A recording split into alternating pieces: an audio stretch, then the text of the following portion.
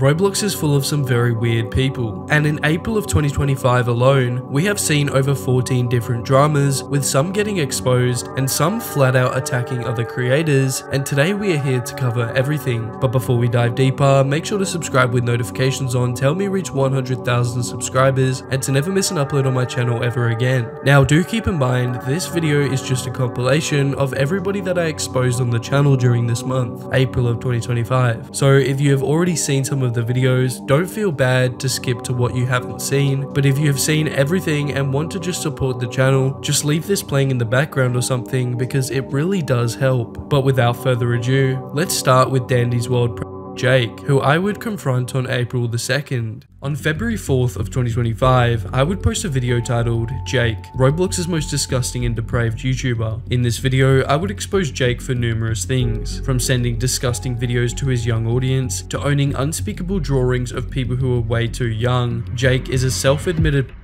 who still hasn't been stopped. Now for some context on my old video, here are some things that I would prove. Jake saying okay with an attached image of sharing even more, commenting, got one more for the night, sending Twitter to a mother, asking his teacher about her opinion on Insta, saying some disgusting things about 6 to 8-year-old girls from his school, adding to the comment saying, wish I snapped a photo of them, they look 6 to 8, man they were so pretty, even admitting to his own parents that he was a parent where his parents wouldn't even care, promoting his love of through his Twitter bio, and at one point even having child as his pronouns on Discord. He has also made many comments in the past like this where he states, that's why pedophiles and pedophiles should be accepted in today's society. Check out my video, I'll link below if you want to watch everything that I exposed first. However, after the video, I did try and get into contact with his local police, but I don't think they did anything. But ever since, I've received even more proof of him acting weird towards my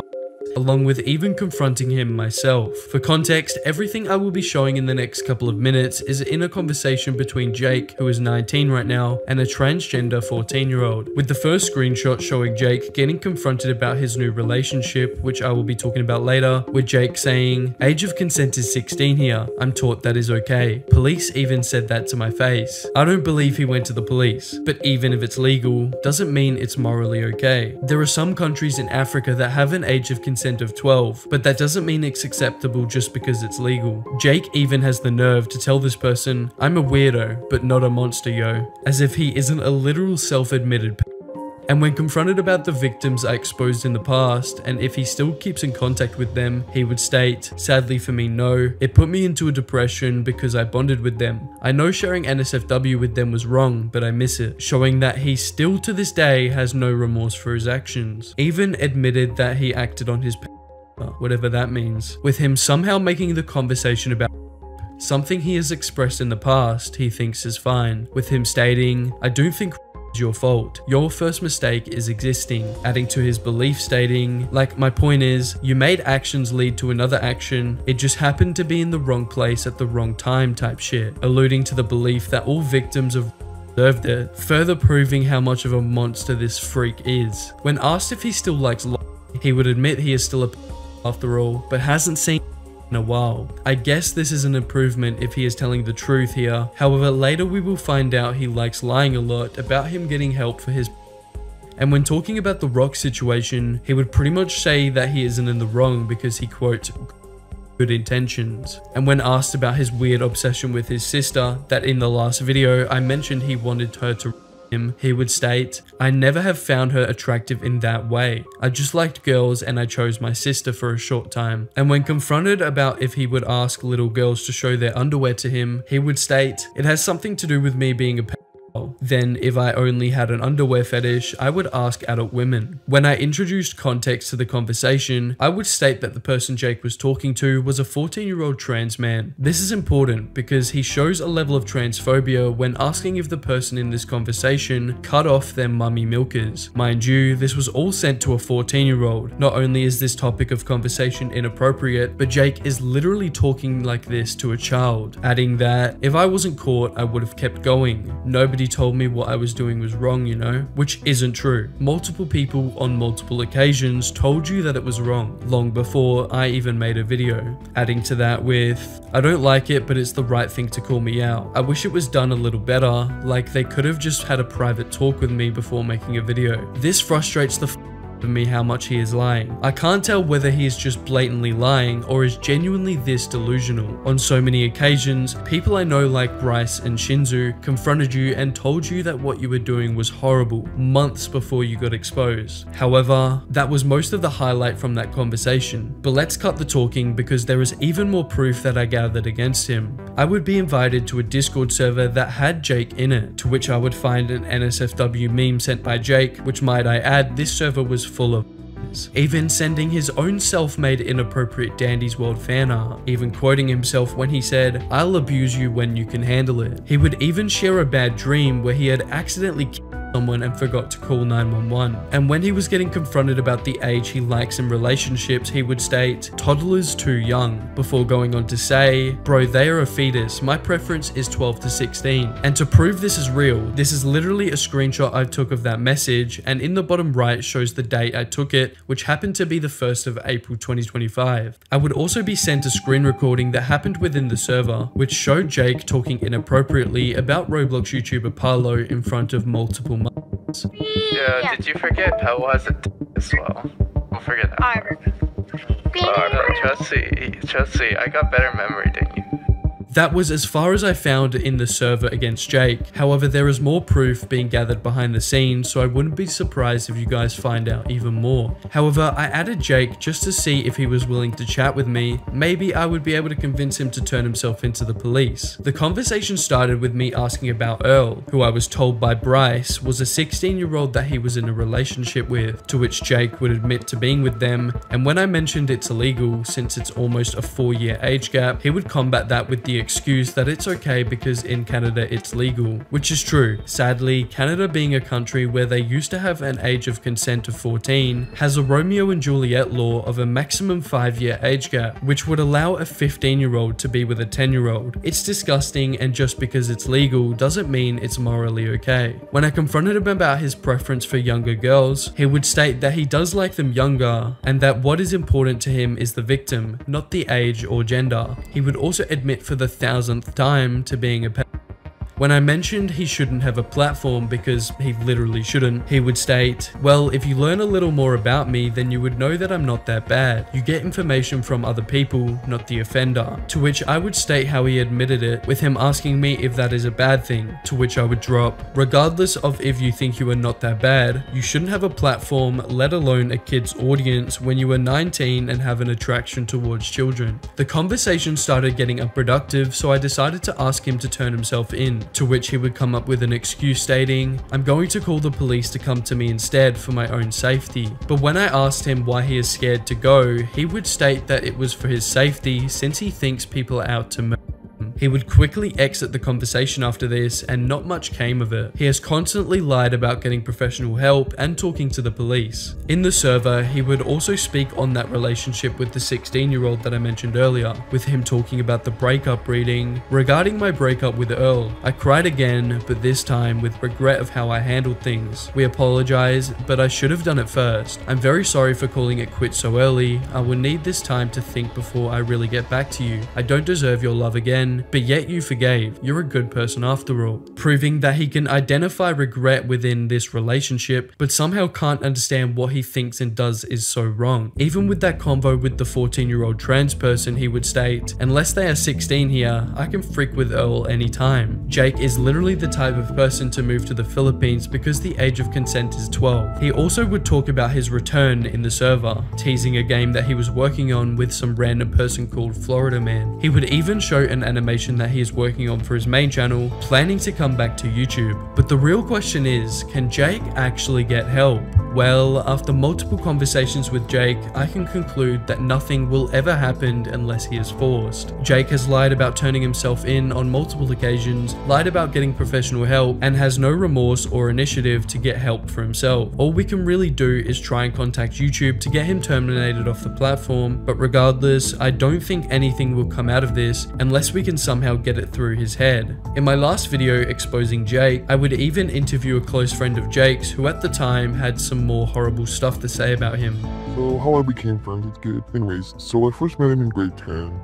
We were paired up for a small exercise in class, and if my memory is correct, Jake and I were also in some group assignments together, but we didn't become close until grade 11. That's where we met again, and like last year we were paired up for another project, where I first discovered he was using Roblox to animate for said project part, and we got in touch through Discord over the project to communicate, and we started talking, and this was after the project, so we kept talking, and I tried to make some kind of friendship with him, and yeah, basically we really started talking in DM after I complimented his Roblox creations. My experience being his friend, so as I would describe it, it was kind of up and down. I was really happy, more like, you know, sometimes it was kind of strange being his friend, obviously, like admitting everything. First we talked, he started sending kind of questionable stuff.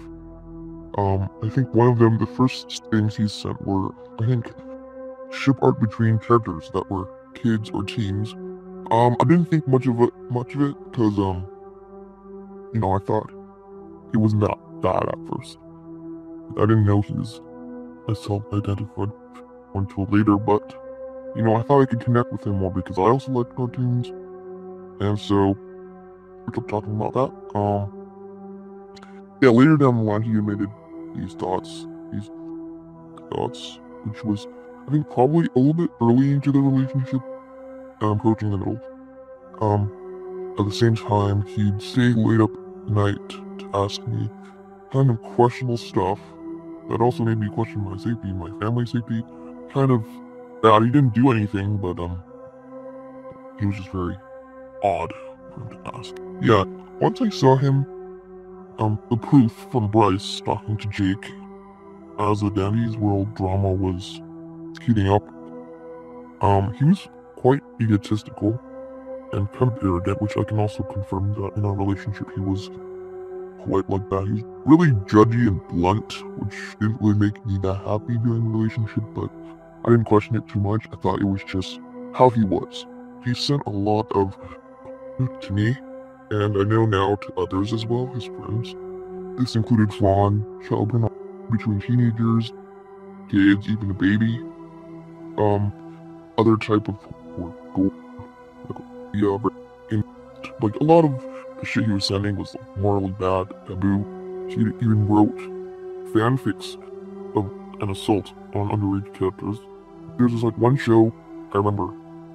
There's a character named Molly McGee, and basically it was just her probably getting assaulted by a friend of hers or something, or them, you know, having intercourse or something. I don't really remember. It was really gross.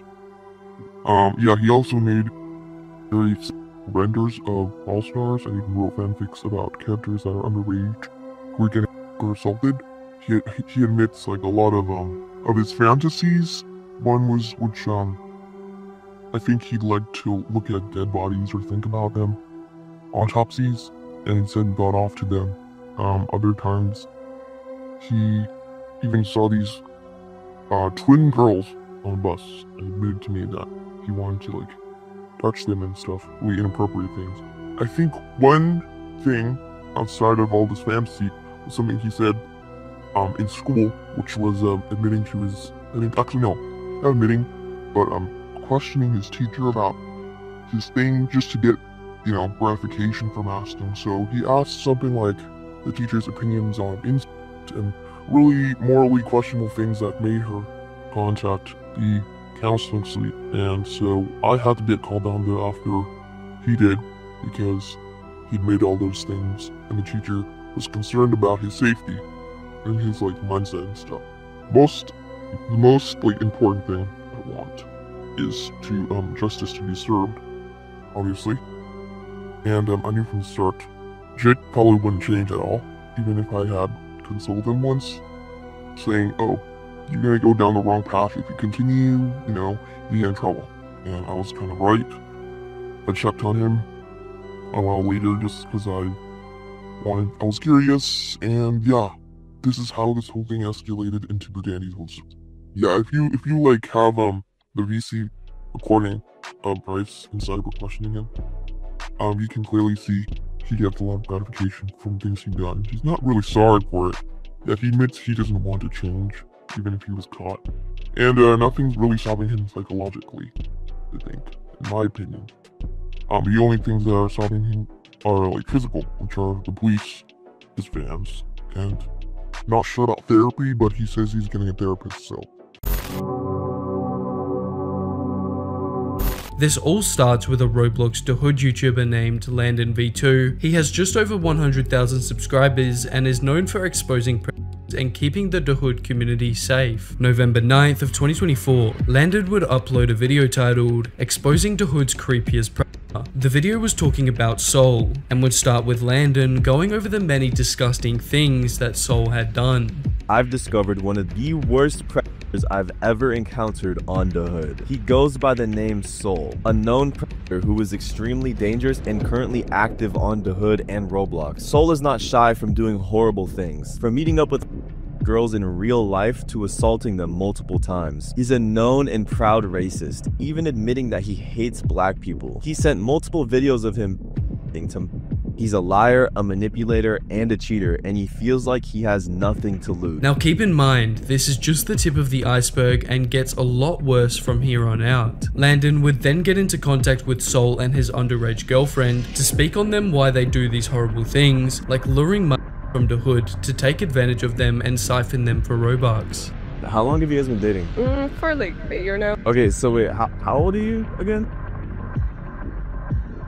So like your man is like, he's 19. I think his family's okay with it. Your family's okay with it? Yeah? That's what That's a whole years, you know, like that's like a long time. I've heard that before. Where is your boyfriend? Where is oh, what's up? So I understand you guys are together. One of you is 19. Soul? Yeah. You know that's like you know what that's called, right? That's like philia. Bro, but you're supposed to care, bro. If the police get involved, you could go to jail. Like, this is not okay at all. You can't be doing this, bro. This is a kid's game, bro. Like, you can't be talking to kids, though. Like, that's a right there. It would reveal that Soul was a heartless monster who couldn't care less if he was taking advantage of somebody younger than him. However, not long after being confronted, Soul would leave the game to avoid confrontation from Landon and his friend. The video went on and would end with Landon explaining that Soul had left the relationship with that and is now in a new relationship, which takes us to December 7th of 2024. Landon would post another video to his series talking about Soul. The video was titled "Soul, DaHood's Biggest." The video would start off with Landon explaining the relationship that Soul had with a 14-year-old girl. The same relationship where the parents of the victim didn't care that their 14-year-old daughter was dating some random 19-year-old fully grown man. Landon would then show us proof that Soul and this victim met up in real life, and according to the victim, Soul was physically abusive. It wouldn't be revealed what exactly happened when the victim and Soul met up in real life, but he was alluding to some very disgusting behavior. Landon would then continue his video by showing us more proof on Soul, like him talking inappropriately with an underage victim of his, trying to trade things like Discord Nitro and Robux favors from these underage victims. I mean, just look at the way he types. The guy describes little girls like they aren't real people with innocence that Soul is taking away from them. However, going back to Landon's video on Soul, he would then go on to expose something even worse about the situation. After exposing Soul in the first video, over the next few weeks, people have been sending more evidence against him. Some of the things that Soul was saying were absolutely disgusting, and what I'm about to tell you now isn't exactly easy to say. Soul has been actively dating and meeting up with a girl half his age, and for those who know how old he is, you'll know that this is a serious issue. The girl in question is only old. In the screenshot you're seeing now, my friend confronts Soul about the issue. Soul pretends like he has no idea what's going on, but we knew he would say that. We managed to get in contact with the victim's dad, and he even admits that this girl is this age and that Soul and her have been talking for this amount of time. Soul still maintains his act of not knowing what is going on, even saying that he didn't know the entire time, which couldn't be possible since they've met in person, and I'm pretty sure you can tell the difference between somebody who's young. This is beyond disgusting. Not only did Soul have a list of teenage victims that he was in a relationship with, but even with a girl as young as 10 years old. And when confronted about all of this, Soul would act shocked and show zero empathy, asking, how did you even find out about her age? But it only gets much worse from here. Prior to finding out this information, Soul's girlfriend, Gwen, whose name I was gonna keep confidential, was actually helping Soul get martyrs from Roblox, my own Discord server, to them and do stuff to them. Gwen has been an accomplice to Soul for over a year now, and now she's getting exposed to for her actions. Soul and Gwen have been terrorizing this game, and they aren't being held accountable for any of their actions. Exposing that the victim we found out about earlier, Gwen, had actually been helping Soul find victims to abuse through the hood, and who knows if she had been lying previously about everything. This would all cause Landon to get into contact with Gwen and confront her about helping Soul for multiple years and take advantage of multiple minors, which you guys will find out later ended up being a whole planned operation. Bro, this girl is just as bad as Soul. Like, she was luring in people for Soul to talk to. Like, that is disgusting. Hello? Yo, what's up? No, I'm down to talk. I just don't understand, like, because yesterday we were in a group chat and Soul just told me that you have been helping him get for him to talk Wait, to. yes, I have. You have? I have. Why? Because they babe him, they give him money, and he shares it with me. It's an easy way to get rid. And plus, it's fun, always to see the reactions and all. Are you serious, bro? Yeah? But, like, do you know what he does with these kids, like? Yes, I know, they're always on screen share. And you just don't care at all? Like, you don't care that he's doing all this stuff and talking to people who are too young to even know what's going on? No, I don't care. Wow. So he is extorting and you are just helping him and you're okay with it because he's paying you money for it? Yeah, sorta, I guess. Bro. Oh, wow. You just don't care at all, huh? No, not really. This is horrific and goes back to the good old saying that money has no morals. This girl was helping Soul lure children from Roblox games so that he could distort their minds just for a little pocket change. Landon would then confront Gwen regarding the screenshots he had. I'm just gonna read out some screenshots. Okay, go on. JUU and Soul.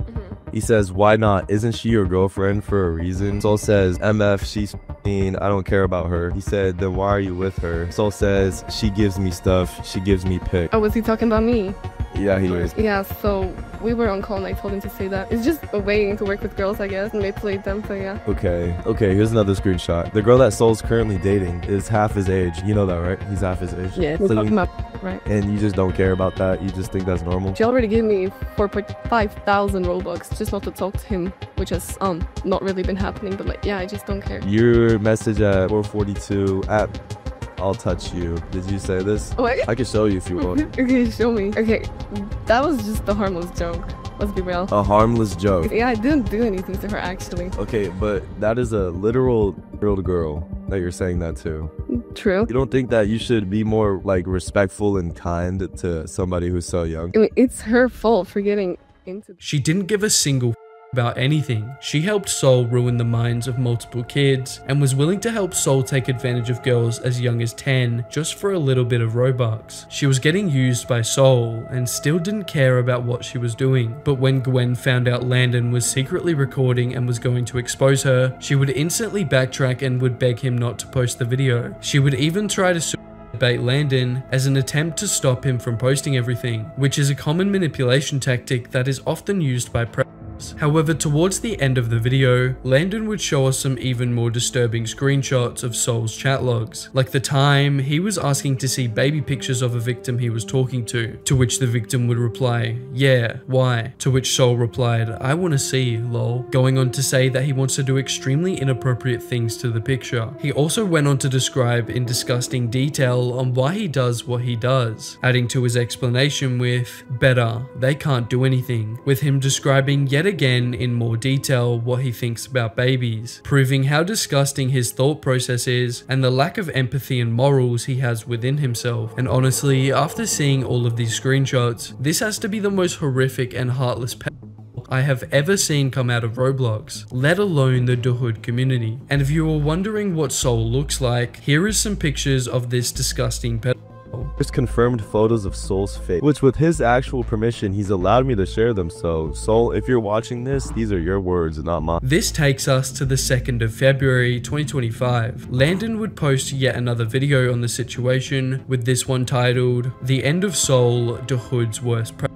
The video would first start with an explanation of everything that Soul has done since Landon's last video, with the list of things being extremely long and very disturbing to listen to. As some of you may know, Soul is a 20-year-old who's back on the platform and more active than before. From being banned and then unbanned from Roblox and returning back to the platform, and continuing to message markers and asking them for inappropriate photos of themselves, to asking them to do a quote-unquote sign or else he would leak their information, even dating girls half of his age and below that. He's even claimed to make two people quote-unquote reset their characters on camera for his amusement. Soul even went as far as going into my Discord server trying to find markers in my server to take advantage of, and that's where shit gets personal because he wants to attack my server and my community. All I've ever wanted to do was protect the players of this game and make sure that no one like him gets on here ever again. Not only was Soul doing these disgusting things in the Hood community, but would even try and lure in markers from Landon's Discord server as well. Landon would then go on to explain that this was an entire planned operation. Soul would get his partner to lure in victims from different communities in Roblox and would manipulate and take advantage of them to the point where they felt forced to send graphic images of themselves, to which Soul would either keep in a Discord server with a bunch of other people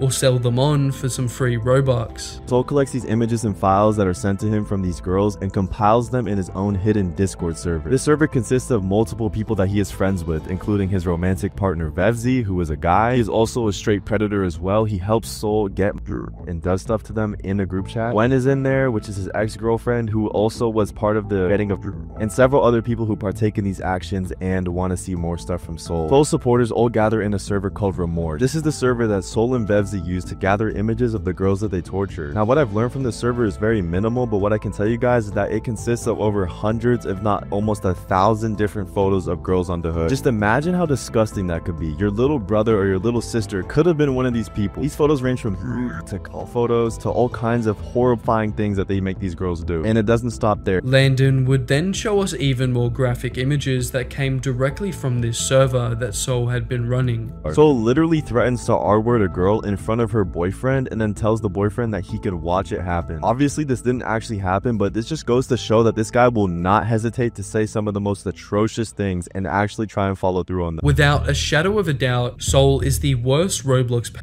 I have ever seen. This makes me sick to my stomach seeing these images, and it would make me feel even more sick after listening to the interview that Landon did with one of Soul's many victims. I just want to know what your experience with Soul was like and what are some of the things you had to deal with while talking with him. The experience with him, it was like he was just like a weirdo in general. It was just like being weird from the start. He started off like acting nice, being like, oh, what do you look like? Let's just say crap started to get weird. He was starting to like be very inappropriate, trying to get me to send him inappropriate content. I didn't do what he wanted. He like started saying like for me to myself, and then he started threatening to like dox me, and he made like a group chat with his friends so they could try and like hurt me, basically get me to myself. How did it make you feel like being in a group chat with someone who's like this horrible? They don't deserve to go through like the stuff he's putting them through. Honestly, like sickening to the heart. I was panicking and it like hyperventilating and stuff. That's how like I was feeling. Made me like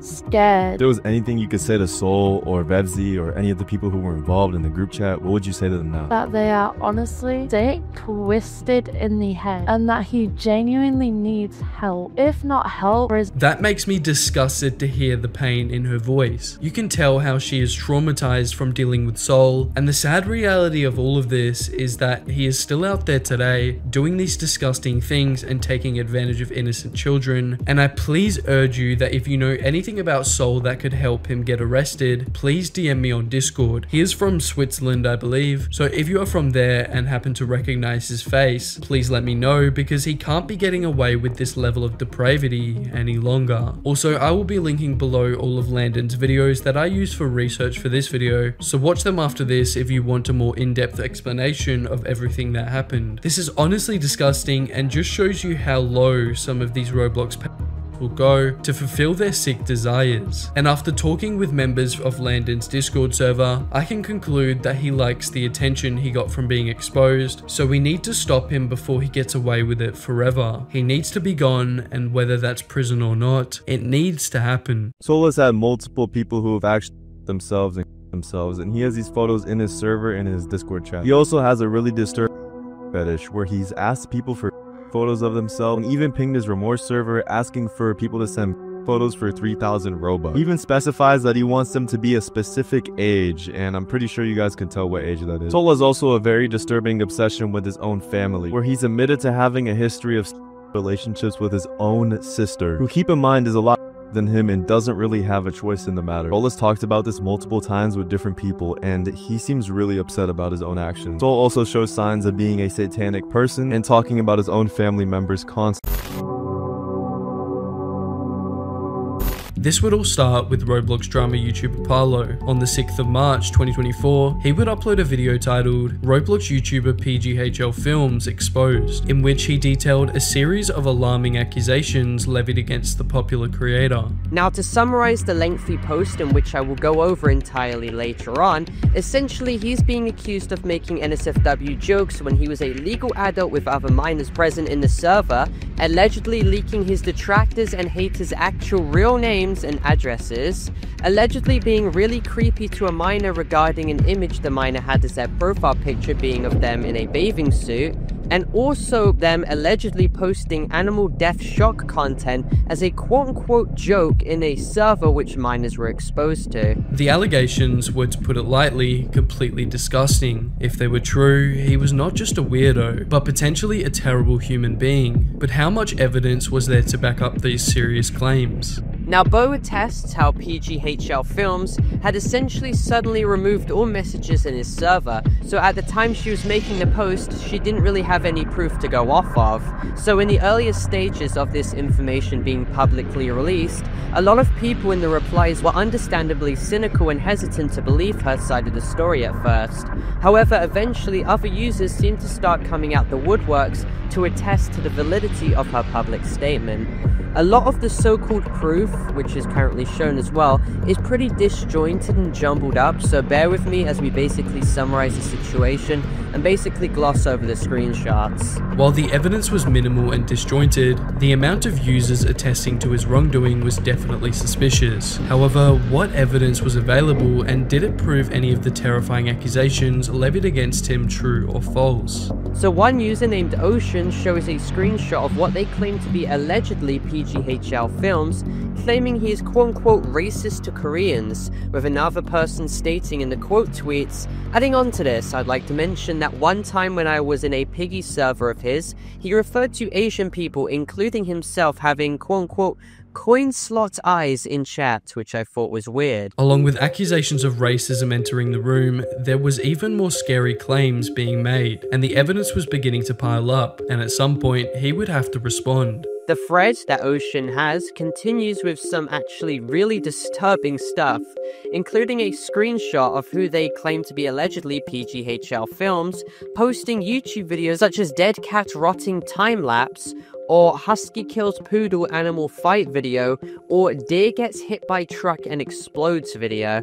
So it's some pretty weird and somewhat sadistic, morbid videos to probably not be sharing or posting when you are a family-friendly YouTuber known for making piggy animation videos. After evidence of him sending beyond unacceptable and potentially illegal videos to Discord servers full of young fans, PGHL Films was also shown to interact pretty creepily towards members of his server, even expressing an intention to kiss an underage fan. But this wasn't all, and things got a whole lot worse. However, it's important we bring in the other side of the argument. You see, there was another camp of people who believed the entire drama was completely fabricated. So this whole entire time, This drama was all fake and all made up. You might be wondering why. Well, I will explain it all to you in this video. So sit back and relax and let's get into this video. So, PGHL Films was accused for stuff that I can't say on YouTube, but here's a little screenshot. A YouTuber named Remify made a video claiming that the entire controversy was complete bogus. You'd think he had solid evidence to back up his claims, but how much, if any, did he really have? Well, this seems weird, right? Well, at this exact time, PGHL Films was in vacation and didn't had contact with anyone online. And there's also something called AI text message, which means you can fake messages and lies. And this can be used for exposing people for nothing. So the person who, quote unquote, exposed PGHL Films was lying and using AI message. So all of these allegations were all fake. And this person was making fake stories as well that do not even make sense. The creator actually had some decent evidence, however nothing was conclusive, but it certainly raised solid points about his potential innocence. At this point, both sides had decently valid arguments, therefore it'd be no surprise that Paolo released a third video covering more important information, new evidence, and PGHL Films' quote-unquote response. However, unfortunately the video would later be striked and taken down, and we wouldn't be getting an update for a while. This takes us to September 13th of 2024. Paolo would upload a video titled Roblox YouTuber PGHL Films Exposed. He's banned. The video would start with Paolo going over the already bad accusations that had been levied against PGHL Films, but would expose even worse things he had done. He wants to basically continue to hide and hope that this entire situation dies down. And I also want to state that he is entirely guilty and he was caught in 4K with him on his main verified Roblox account, admitting to watching animal decomposition videos and human decomposition videos as well. Now, due to the severity of the allegations and the more people knowing about this situation too, PGHL Films has also decided to recently deactivate his Roblox account. Now, first, in reference to this entire Google document, I want to state that PGHL Films was not a minor in any of these instances. He is 19 years old as of currently, and last year when he was 18 in August, he decided to post a video link of a dead cat decomposing to muffiners. So after getting exposed for posting horrible content to kids on Discord, he would actually end up deactivating his own Roblox account. However, he still hadn't responded to the situation after promising to do so. This would cause Paolo to drop a video 3 days later on the 16th titled Roblox YouTuber PGHL Films Responded, He's Suing. The video would start with Paolo talking about the endless document that contained numerous testimonies and would expose PGHL for who he truly was. Now, this document, which was released, has numerous witness testimonies as well as voice recordings and Discord message screenshots to corroborate the fact that this was most likely his account. And despite the fact that some of these allegations have been around for months, PGHL Films has done his best to not address the situation whatsoever or the allegations, and literally banned anyone who confronted him about it. But PGHL Films had still not responded almost half a year after the allegations were first brought up. Now, back in my first video 5 months ago on this situation, I literally cover his pinned comment where he said he'd respond in 5 days, and that in regards to his weird behavior with he is apologetic and will speak to those affected when he comes back. So that was a f***ing lie. He even went on to state that he didn't want to hurt people, but it turns out that he did, and he wants to clear the air of the entire situation, which he literally never ended up doing. Not only did PGHL not respond, but soon we would find out he instead wanted to pursue legal action to try and silence anyone who talked about the situation. I didn't reply to the false allegations before because the rumors were lies and the author apologized for the post, so I didn't take it any further. Please view their apology post for lying below. As you can see, she's at it again with more lies using a different name, falsely leading the community to hate. The post below shows she lied before and now she's lying again. Be careful, guys, there are many PGHL Films impersonators and fake screenshots on various platforms. For the parties involved, if these lies and manipulation of my fans continue, lawyer up. Thank you for your time. So basically, PGHL Films went from stating he would take accountability months ago to now denying everything for some reason and taking zero accountability for his actions, despite him being a grown adult who posted animal videos to and even bragged about watching reacting videos on his main verified Roblox account. His cop-out for this situation is to bring up Bao, who initially exposed everything to do with PGHL Films, but would come out and admit that some of what she said was wrong, but not all of it. We have literal proof of PGHL doing these disgusting things, and he knows that enough time has passed for him to start using the lawyer card to try and escape the allegations. Basically, PGHL Films is being deliberately disingenuous here and is manipulating his fanbase of easily impressionable children into thinking that he is innocent with no proof whatsoever. PGHL would then go on to make another statement that was just as bad as the last. Eventually, PGHL Films as well made another tweet stating, "Dear PGHL Films community, due to the distressing events that have unfolded this week, we've begun to pursue legal recourse against the bad actors to protect our team and our community. We will start with the primary actor and the multiple co-conspirators. We have identified the bad actors and discovered their past history with targeting people online. The primary actor has used multiple accounts to self-bolster their false claims and spread misinformation and lies, leading the community to hate. The constant tweets containing the severely manipulated information demonstrate obsessive and concerning behavior. It is clear this person is spreading lies with malicious intent and trying to manipulate the people in our community. We urge everyone to be careful with what they read and who they interact with, as there are many PGHL Films impersonators on various platforms. Our PGHL Films team would like to remind everyone to use social media cautiously.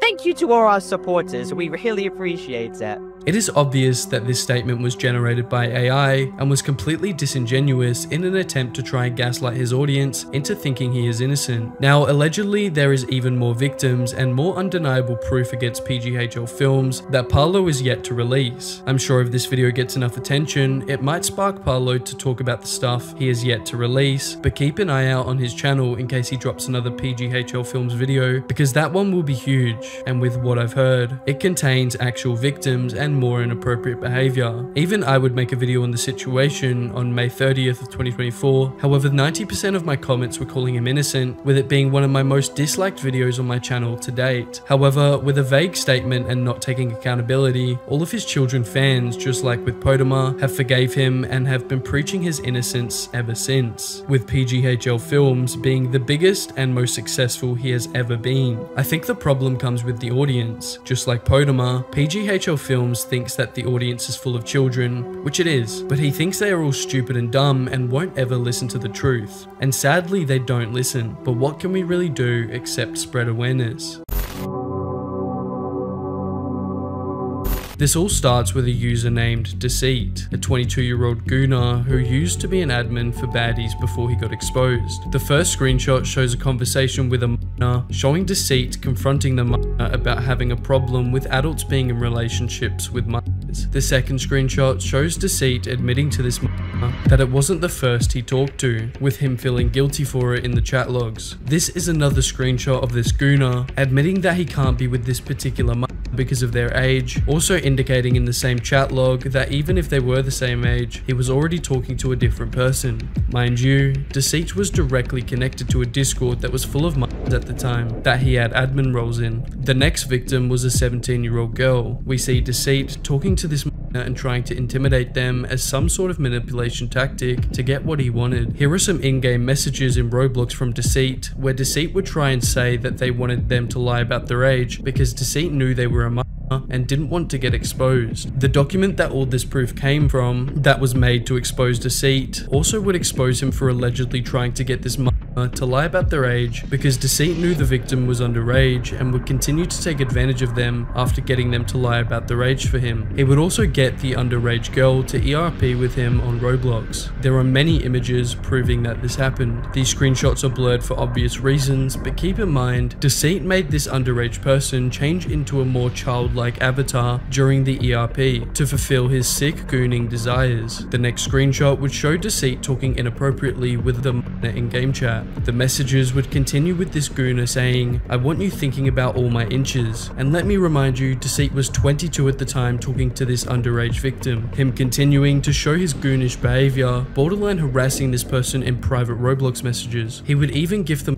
minor a baddies pack as a form of payment after getting them to have contacts with him on Roblox. The document would then continue saying this: Deceit trying to appear as the victim by putting shady statuses, while in reality he is the one doing the activities. People always talk about Deceit because he tries to shut everyone up that knows the truth about him. He is a conniving, narcissistic, chronically online sociopath, as well as him being a pathological liar and not being able to keep up with it. He does not have a relationship in real life because he does not step outside. He wakes up every day and gets on Discord to flirt with mothers and every female that he can manage to manipulate. He would also make Discord servers for his ERP, with this screenshot showing that he saw the victim in game. In said server, in the general chat, he would also talk about the nude photo that the had sent to him, with the chat log between Deceit and the being very disturbing to read. This gross gooner would talk so disgustingly with these even threatening to kill himself, suicide baiting the victim to get what he wants out of this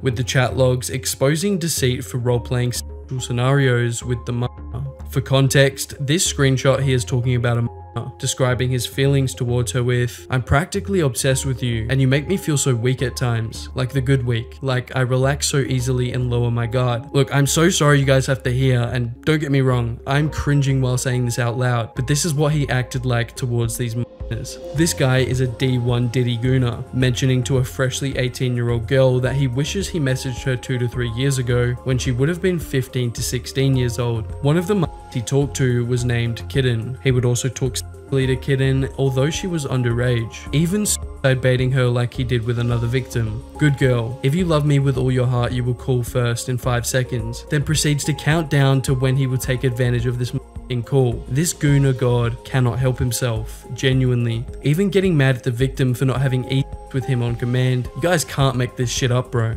Begging for it until she finally gave in. The document would also detail a group chat that was made to expose Deceit, with Jameer, the director of baddies, and Kitty, who was a Blade Ball community manager, which I've funnily enough mentioned her involvement with protecting Kaiser, who scammed over $100,000 worth of limiteds off his own friends and fans, and now it looks like she is trying to protect this as well. This was the group chat. We can see the director of baddies adding Kitty into the group and then leaving right after. More screenshots would come out showing Deceit exchanging nudes with a mic over Discord. The victim would reply calling his piece huge, to which he would send this gooner grin emoji in reaction, with the victim replying, "Let me lay down," with Deceit talking about his piece stating, "Is it burned into your brain now?" I'm not gonna read the reply, but yeah, shit is weird, with the sending to him and him resending his picture to the victim. The conversation would then continue with even more gooner activities. The document would then expose another instance where Deceit was harassing a mother for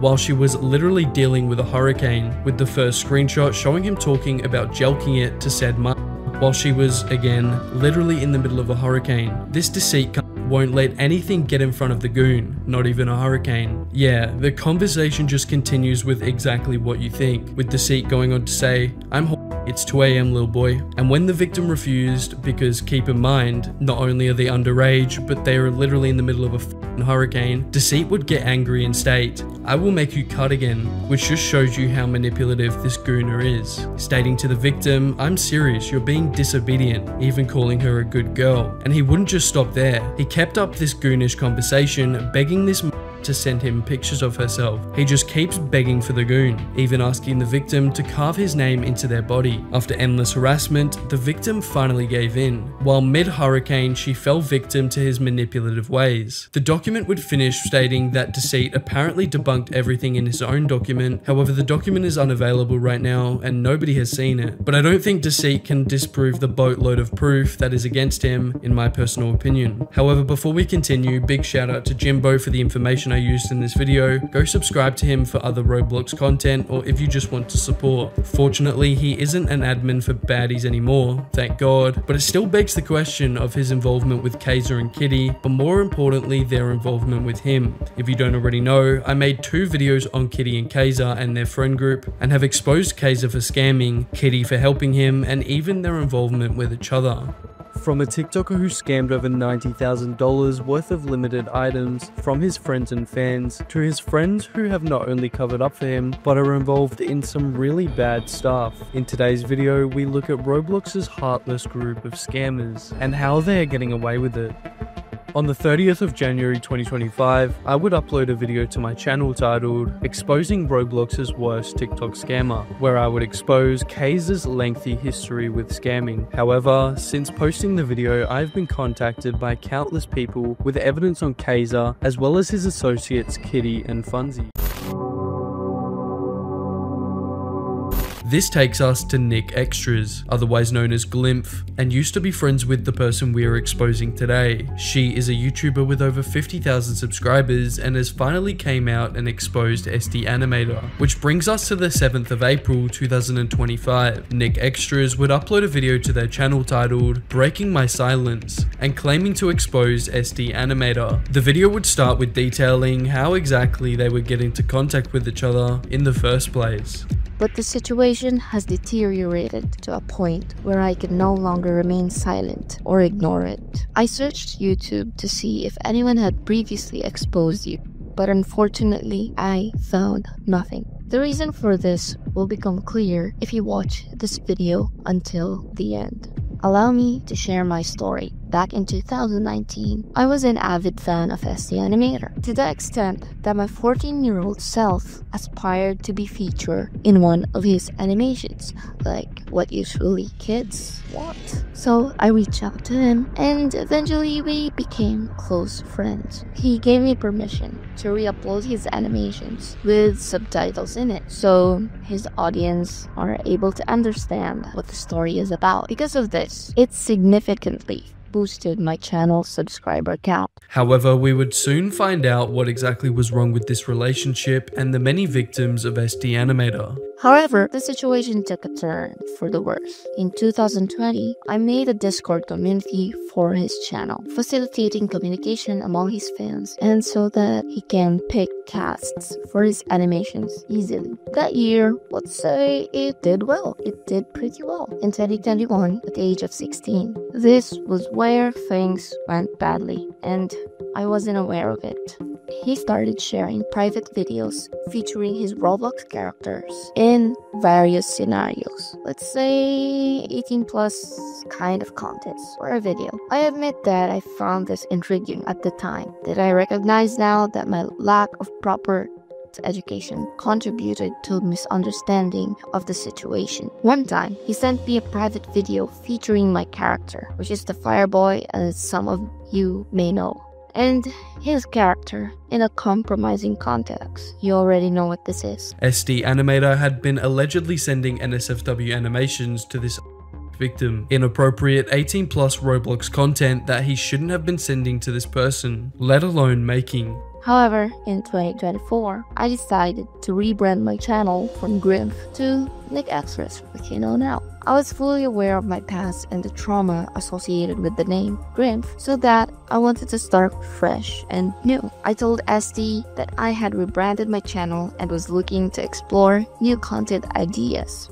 He then asked me if he could use my avatar for his animations, and I agreed. But I made it clear that it couldn't be used for NSFW content. Unfortunately, he went ahead and sent my character, which really upset me. When I asked him to take it down, he insisted that it was just between the two of us. I felt powerless since he wouldn't listen. Not only was SD Animator posting this disgusting NSFW content when he was told specifically not to involve Nick Extras, but he would also refuse to delete it. However, soon enough, we would find out exactly how horrible SD was, and still is. To my dismay, he used my character again, which I suspect was part of his quote-unquote work. On top of that, he was homophobic when I mentioned my girlfriend, despite knowing I was lesbian for years. I reached my limit, and I decided to cut ties with him. But the story doesn't end here. After we lost our connections, I found out he was dating an old friend of mine named Kat, who was 17, while SD is around 27 to 28 years old. My instincts told me to expose him for his behavior towards me, and I wouldn't have considered it if it was just my experience. But I soon discovered there were more victims. Nick Extras not only had to put up with this disgusting behavior from SD Animator, but there was allegedly a list of victims that soon enough we would find out was long, with one of the victims being as young as 13 years old. Ceci is a good friend of mine. I recently asked her about her experiences with him. SD created a full video featuring Ceci's character, and at the time, she was only 14. She thought it was cool when he asked for permission to use her avatar, but he was fully aware of her age. He continued making those videos until Ceci eventually stopped talking to him. SD Animator had made NSFW animations of a 13-year-old's Roblox character at his big age of 28. But just when you thought it was over, there is much more. Meet the next victim, Cody, who was 16 years old at the time when they were talking to SD. Cody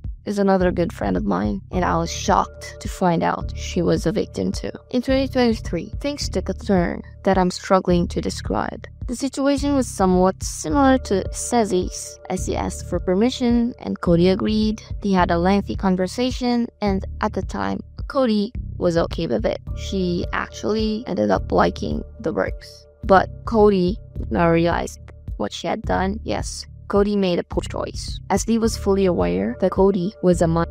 Cody at this time was still 17 years old. SD even reached out to Cody via DM, saying he would stop sending NSFW content because he didn't want Cody to feel uncomfortable. To me, that feels like a manipulation tactic. You can't be sure if he was sincere, but if he truly cared, he wouldn't have done it in the first place. Eventually, they stopped communicating. This was the third recorded instance that we had of SD Animator making NSFW animations of my on Roblox, and even if they allowed him to do so, it is still illegal and extremely immoral and wrong. This is 1,000 times worse than what Cam Geyser did, who was recently exposed by Guamgo and Parlo, that I also have a video exposing his horrific actions of posting R34 content to YouTube. Anyway, SD Animator hasn't even been talked about yet and is currently getting away with what he did. But it wasn't over, not at all. There was another victim. This time they were of age, being 18 at the time, but it still shows us a pattern of SD's behavior, with the victims not wanting to be involved with NSFW animations and SD going ahead and doing it anyway. Tim number 4. This person does not want me to reveal her name. Let's just call her Barry. Barry was also a close friend of mine and SD's. She used to be a part of our group. The group is now unavailable due to everyone having their own career and paths in life. Back in 2022, SD then created a version of her model. After I DM'd her, this is what she responded. My memory is a little hazy as we haven't been in contact for almost 2 years, but I do remember this moment very well, and I still have screenshots from the time. There was a time when he sent a photo of my character's model, which he made changes to. He'd either used or created model, giving it a large chest and other accentuated features. In the photo he sent, it was stripped of the clothes I had it wear and given all lingerie. Essie and I had only on and off conversations with large gaps in time. I don't see why he did this, especially without asking me, and I can't help but wonder what else he'd use that model for.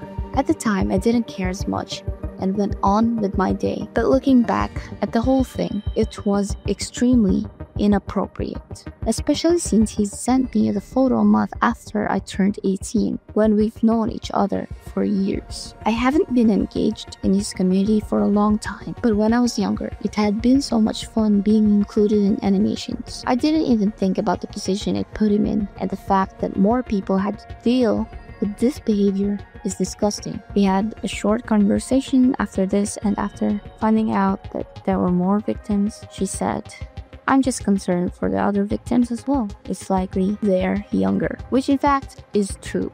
I never thought he'd do stuff like this, and honestly, this hasn't been in my mind until today. I should have mentioned something sooner. But even if we take one quick look at SD's content, we can see he has made multiple videos on condo games, despite them having a very inappropriate and 18+ theme. And let me remind you, this is made for his audience of very young and impressionable kids. He would even feature a very disgusting and 18+ item in another video, featuring this Roblox guest 666 character. But this isn't just it. He would also show multiple very suggestive fan arts in the backgrounds of his animations, just like this one. And here are some of the quote-unquote works he created involving I'm gonna censor most of this stuff because YouTube will probably take it down if I don't.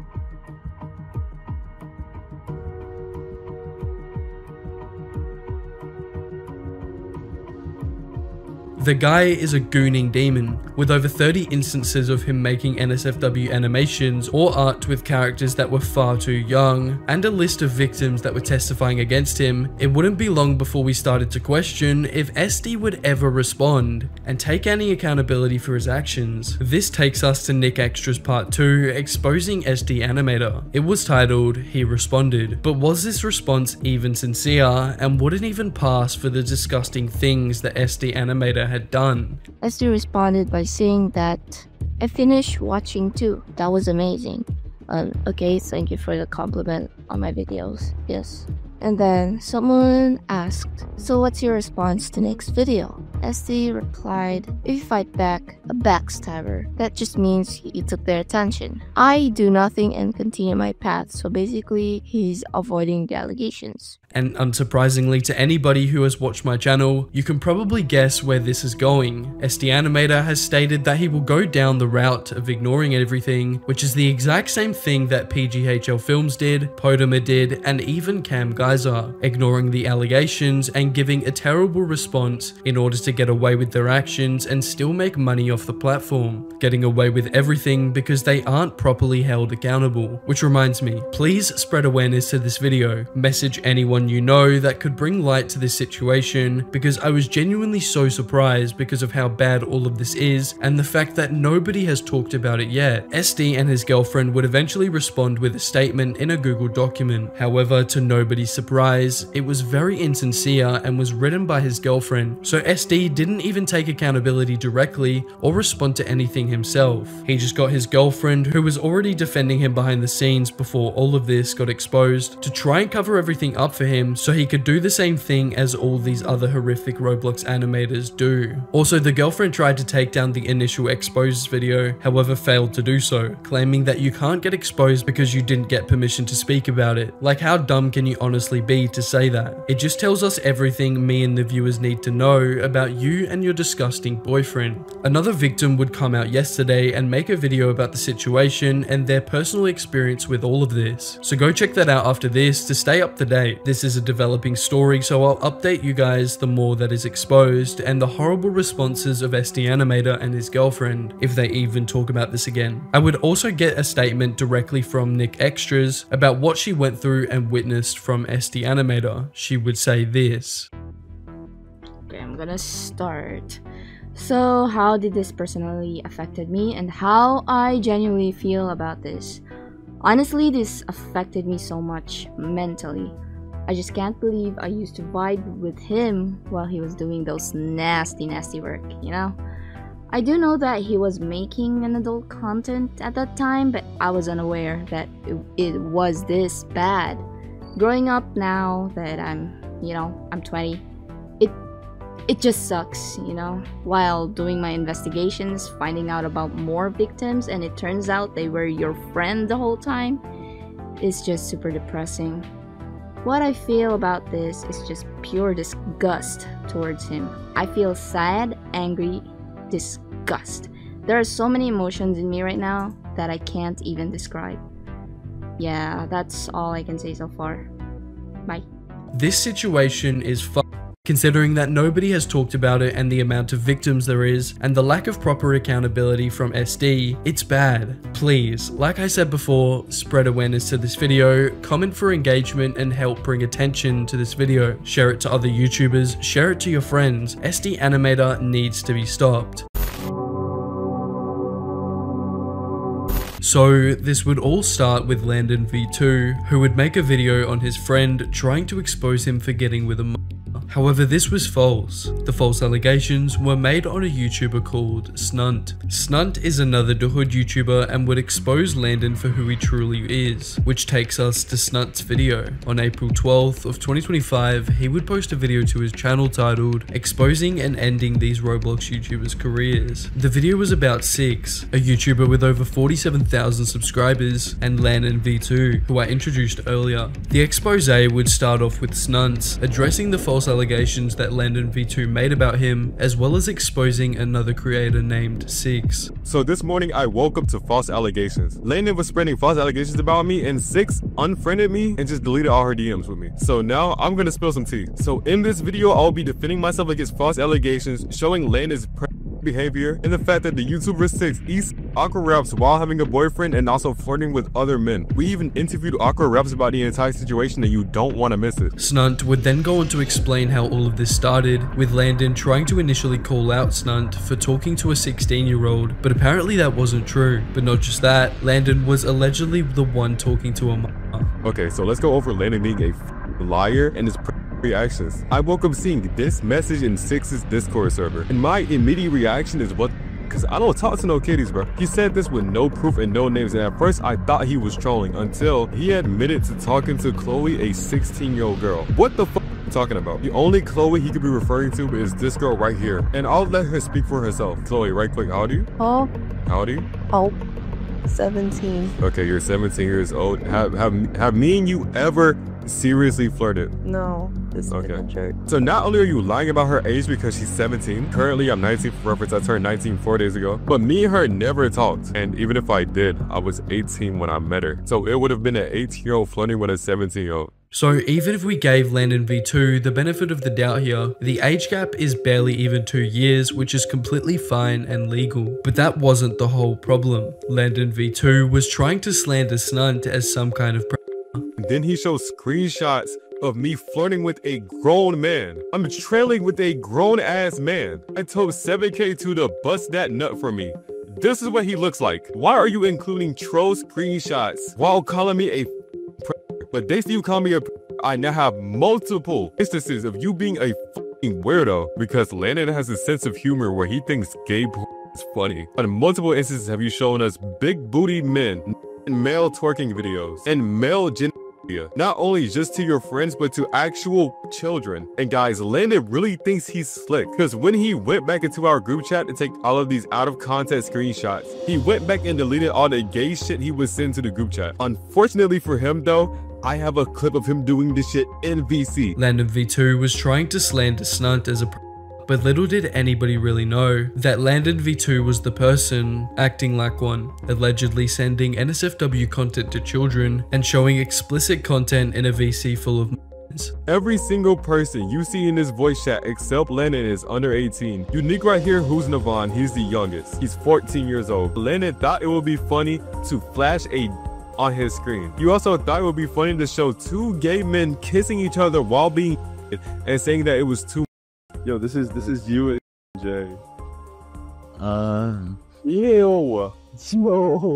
So not only was he spreading false allegations about Snunt, but he was also being hypocritical, showing literal to underage fans on Discord because he thinks it's funny. But this is so messed up, and it shows one real problem we have with Roblox YouTubers. And no, I'm not talking about them being I mean the ego that Roblox YouTubers get. I've always acted like I did when I was a smaller channel, and the only ego I personally have with my content is that it's good and I'm proud of it, which is what I think most YouTubers should feel about their art and their content. But it gets out of hand, and Landon V2 is a very good example here of when they get an ego and think they have some authority to go around policing the community. I mean, we saw this with Looped Q when he wanted to call out Flamingo for simply associating with someone who he doesn't even talk to anymore.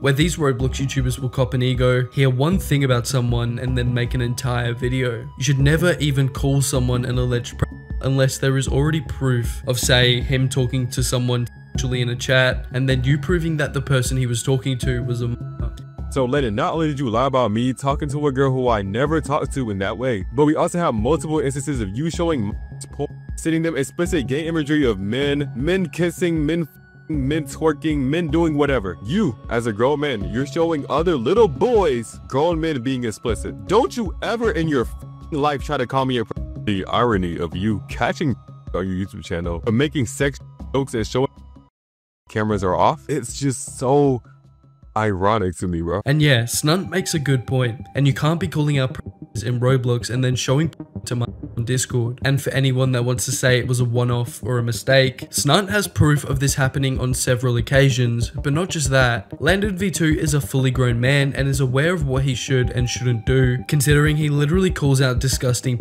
on his YouTube channel. You don't even have to question it. He shouldn't even think of doing that in the first place, let alone actually going ahead and doing it. And you say this because I made a video that wasn't that serious, bro. He said in a now deleted message that I only showed the parts where he crashed out and I didn't show when I was being dumb or what. Well, I forgot what it said. Okay, so can somebody show me where I'm in the wrong here? Like, somebody show me what I was covering up or whatever, bro. Whatever the ooh, bro. This is, it makes me so mad because I considered this a friend, bro. I trusted this for everything, bro. This is literally a I sat here and talked to every day, and randomly just one day he's like, oh, you're copying on my content and you're a loser. And then after we're done with that whole drama and I think we're cool again, you start back on this bullshit again, calling me a and not only do I have to disprove your false claims, but I also have to figure out today that you have a long history of showing my explicit gifs and images, bro. And this proves my point exactly. Landon V2 got mad because Snunt started doing well with similar content, which by the way is literally just exposing predators on the hood like it's nothing special. He got jealous of the success and decided he would try and make up false allegations and excuses just to try and take him down so that he's the biggest hood drama YouTuber. It's sad that I have even talked to Landon V2 before, and I genuinely thought he was a good guy, and to see this unfold, it's definitely unexpected. There is literally nothing you can expose me about other than me talking to women. I'm sorry that I'm a straight heterosexual male with options, but at least they're over 18. At least they're adults. And then you dragged Six into this. That poor girl, bro. But Six, you dragged yourself into this when you unfriended me on everything and deleted all your messages of you calling me daddy or whatever. You see, me and Six would troll and flirt in DMs until she said this. I had you last night. With who? Aqua. So you don't post it during while you recording? I wasn't into it. I was just like, oh, what happened? Because we were interested in each other, but then he just turned around like got freaky. I was like, oh. Then you eat so? Not really. What do you mean not really? How do you not really eat? Into it. I was just like making notes. She was just making noise? Yeah, and he was really getting into it. I heard. Yeah. Wait. So you wasn't doing anything? No. I was just like, So you did it with your name. That was a clip of another Dahood YouTuber called Six. I'm not really here today to try and cover what she did, so go watch Snunt's video for more info on that. I will link it down in the description. But it just looks like they're being weird on Discord with another man or something. I don't know, bro. I don't do this Discord e-dating shit. I wouldn't have a clue. So after all this played out, I got a DM from another YouTuber, a friend of mine, Sruppel. He would message me linking Snunt's video and saying, Landon deleted his channel and unfriended everybody, including me, and deleted his Discord server. So if this doesn't show you his guilt, along with the testimony from Snunt and proof of him showing NSFW content in VC, I don't know what else you want. It's disappointing, but Landon V2 is an egotistical person who clearly doesn't care for the safety of children if he's going around showing them explicit content behind the scenes. All of this would cause me to try and get in contact with Snunt directly, and what he sent me was so bad I couldn't even believe it. It was a video of Landon V2 showing a penis to a bunch of in VC in his Discord server. Bro, leave me alone. Leave me alone. Why? What do you mean? Oh my god, oh my god, oh my god, oh my god, oh my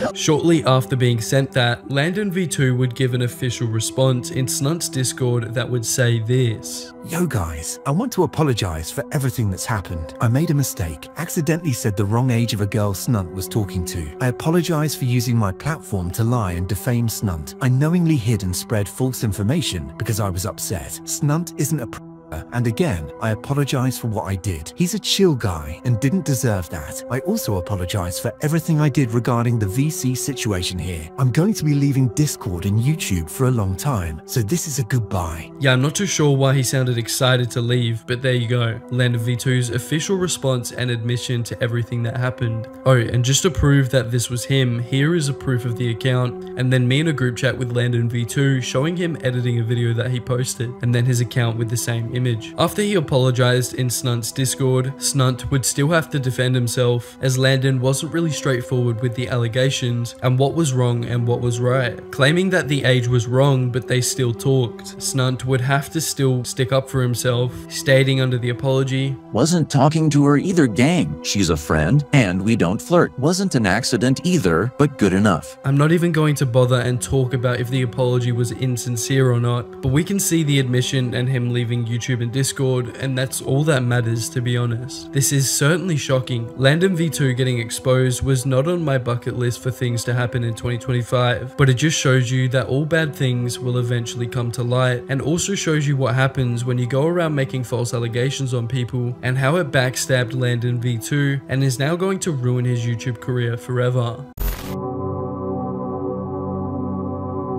On April the 8th of 2025, Roblox drama YouTuber Lemmy would upload a video titled "Exposing Roblox's Biggest YouTuber, VoxVox." The video would start off with Lemmy explaining exactly why the community has been against VoxVox. But why do people even hate him? What did he actually do? And more importantly, does he actually deserve getting exposed? In which many people on YouTube are trying to make a bunch of these rant videos claiming that VoxVox is a terrible person for being racist, being completely brain rot, and overall just being very inappropriate in his YouTube videos. And a lot of these rant videos made on VoxVox are starting to gain a lot of traction. So today we're going to be talking about pretty much everything that has to do with VoxVox, and there are so many YouTubers out there, huge YouTubers like Laughability, that absolutely hate VoxVox. And one quick look at VoxVox's channel, we can see that he isn't shy about clickbaiting. With titles like "My sister got pregnant by my bully," it shows us that VoxVox, with over 13 million subscribers, isn't afraid to clickbait very suggestive themes, although having a very young and impressionable audience. And just to remind you guys, VoxVox has more subscribers than some of your favorite Roblox YouTubers. Dennis Daily, Flamingo, and Creekcraft are just 3 names that he is bigger than. This is very important when you take into consideration the type of videos that VoxVox has been posting to the platform. And his content hasn't always been like this. For example, when VoxVox was first starting out, he would upload very similar videos to Flamingo, but not on Flamingo's main channel, his other channel called Albert Stuff. However, he couldn't see much success with copying someone else's videos, and fair enough, you can't really succeed on YouTube by copying others. You have to be innovative and stand out in order to maximize your success. Anyway, after seeing failure from copying Flamingo, VoxVox would start to upload more videos on the game Brookhaven. However, after this switch, the audience and community have noticed the videos have only gotten much worse. For example, this weird ass video with over 17 million views that shows a girl in a bikini with a large chest in the thumbnail, clickbaiting very suggestive themes to his audience of young and impressionable kids, showing just how desperate VoxVox is for some views and subscribers. Or this video which showed a girl in a bikini once again, however this time swimming in a hot tub with some random boy character in the background creeping on the girl. It's so obvious what VoxVox is doing here. Like, he obviously is doing this on purpose because he knows it will get a lot of views. And this thumbnail, which is wild, it's literally a girl on top of a guy's thing just to clickbait his young and impressionable audience who shouldn't have to see this type of content, let alone if they actually watch it. Or this insane short I talked about earlier that was titled "My sister got pregnant by my bully." And not only is the title and thumbnail insanely suggestive and inappropriate, but the video is even worse and is crazy, which is why VoxVox has managed to get more popular than some of Roblox's biggest and most iconic YouTubers like Creek or Flamingo. This video would show VoxVox's character in a room with a camera like this, recording what is supposed to be a very inappropriate act between 2 people. Yeah, this guy is crazy and definitely doesn't hold back if it means getting more views and subscribers. Even popular Roblox YouTuber Laughability would shit on VoxVox in a fully dedicated video. However, after Laughability's video was made, the rest of the community soon started to realize how bad VoxVox's content was, and it wouldn't be long until he would get into even more drama. He would start getting shit on by the community for this video that was packaged with VoxVox slapping his girlfriend in Roblox. And the community was mad at him because they thought through this packaging he was promoting domestic violence. Now, I definitely don't think it's promoting DV, however I do think he purposely packaged the video like this in order to get more views, because usually people are curious when they see something like this in the thumbnail. However, it does look like he has improved as of recently. It looks like he has stopped doing the extremely suggestive type of clickbait and is now just doing lanky box level of clickbait. It is still slop content made to farm money from young viewers, but it definitely isn't as bad as we saw before. Or is it? He has been on a recent hiatus from YouTube, which we will talk about later, but maybe the reason for this is deeper than anybody thinks. Even though VoxFox hasn't been posting to YouTube, people have still been making videos trying to expose him for his alleged racist past. For context, around the time he was making this very suggestive content,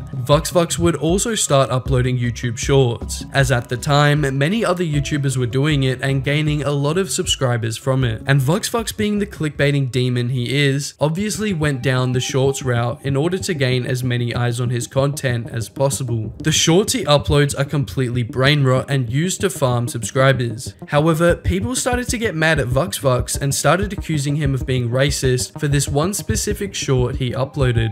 White parents. Dad, I got my report card today. Okay, son, let me see it.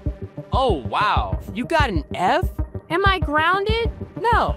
F stands for Fortnite. So go upstairs and play. Your mom can deal with this later. Asian parents. Dad, I got my report card today. It better be a good grade. It's an A, Dad. I hope you're proud. Hey, Buena pasado. An A is the best grade, Dad. you are a liar, son. You could do an A plus or a plus plus. I'm sorry, Dad. Back in China, we take a liar by the feet and dunk them in the water till they tell the truth. Oh my God. God can't help you, son. Only study more. So no more game for 5 months. So yeah, people were definitely mad that he was imitating an Asian accent like that, as well as making the Asian dad a ninja. It is wild, and I wouldn't say he meant for it to be racist, and was probably just a very edgy joke, but with the type of platform that VoxFox has, with a very young and impressionable audience, the joke shouldn't have been made in the first place. This is because his viewers might see this and then go to school the next day and start imitating the voice from the short and making comments about Asians, which would then be racist. So even though it might not have been VoxFox's intention, he could cause a lot of damage just from this one YouTube short. However, some of the audience did actually get the joke, like this user who would comment, "I like when you try to speak Asian," and the A++ with a laughing emoji. And from the spelling to the way the comment was typed, you can definitely tell this is just a little kid and will probably go to school the next day and talk about this. But the majority of users wouldn't find it funny and would comment things like this. "Blood thinks us Asians look like this,"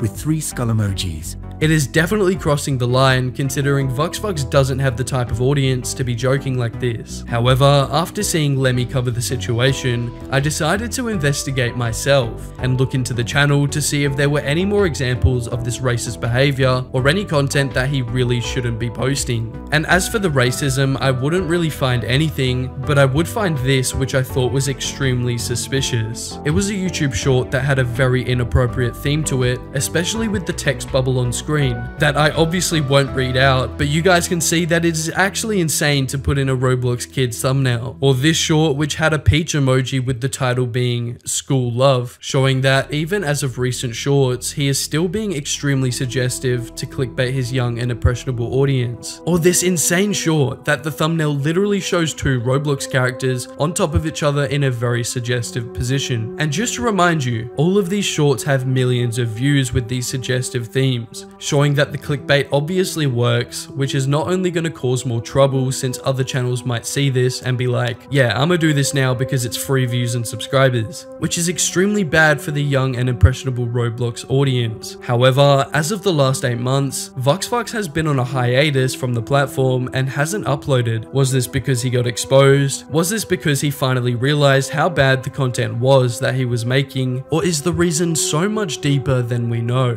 I will obviously make an updated video if he comes back, but leave a comment below on why you think he hasn't uploaded. Was it because of the disgusting content he was posting, or maybe the racist jokes he made about Asians? Who knows? But what I do know is that it's a blessing that he is gone. We don't need any more Roblox slot machines that promote suggestive content. Like, you were already going to get hundreds of millions of views by just making Roblox slot content. And it's very cheap and annoying to see that some of these slot machines need to clickbait very inappropriate and suggestive themes items that kids should not be exposed to just to get a couple of extra million views. However, before we continue, just want to give a huge shout out to Lemmy for some of the information in my video. Go subscribe to him if you want to watch him expose more disgusting Roblox YouTubers like VuxVux. But what do I personally think of all this? Well, like I said before, I don't think it should even be on the platform. This is basically Eltergate 2.0, which made YouTube lose millions of dollars and a very big amount of viewers. And rightfully so. Kids shouldn't be on YouTube if they're allowing a video that's promoted to kids to be talking about someone being pregnant. It's low, and it's just the worst type of clickbait.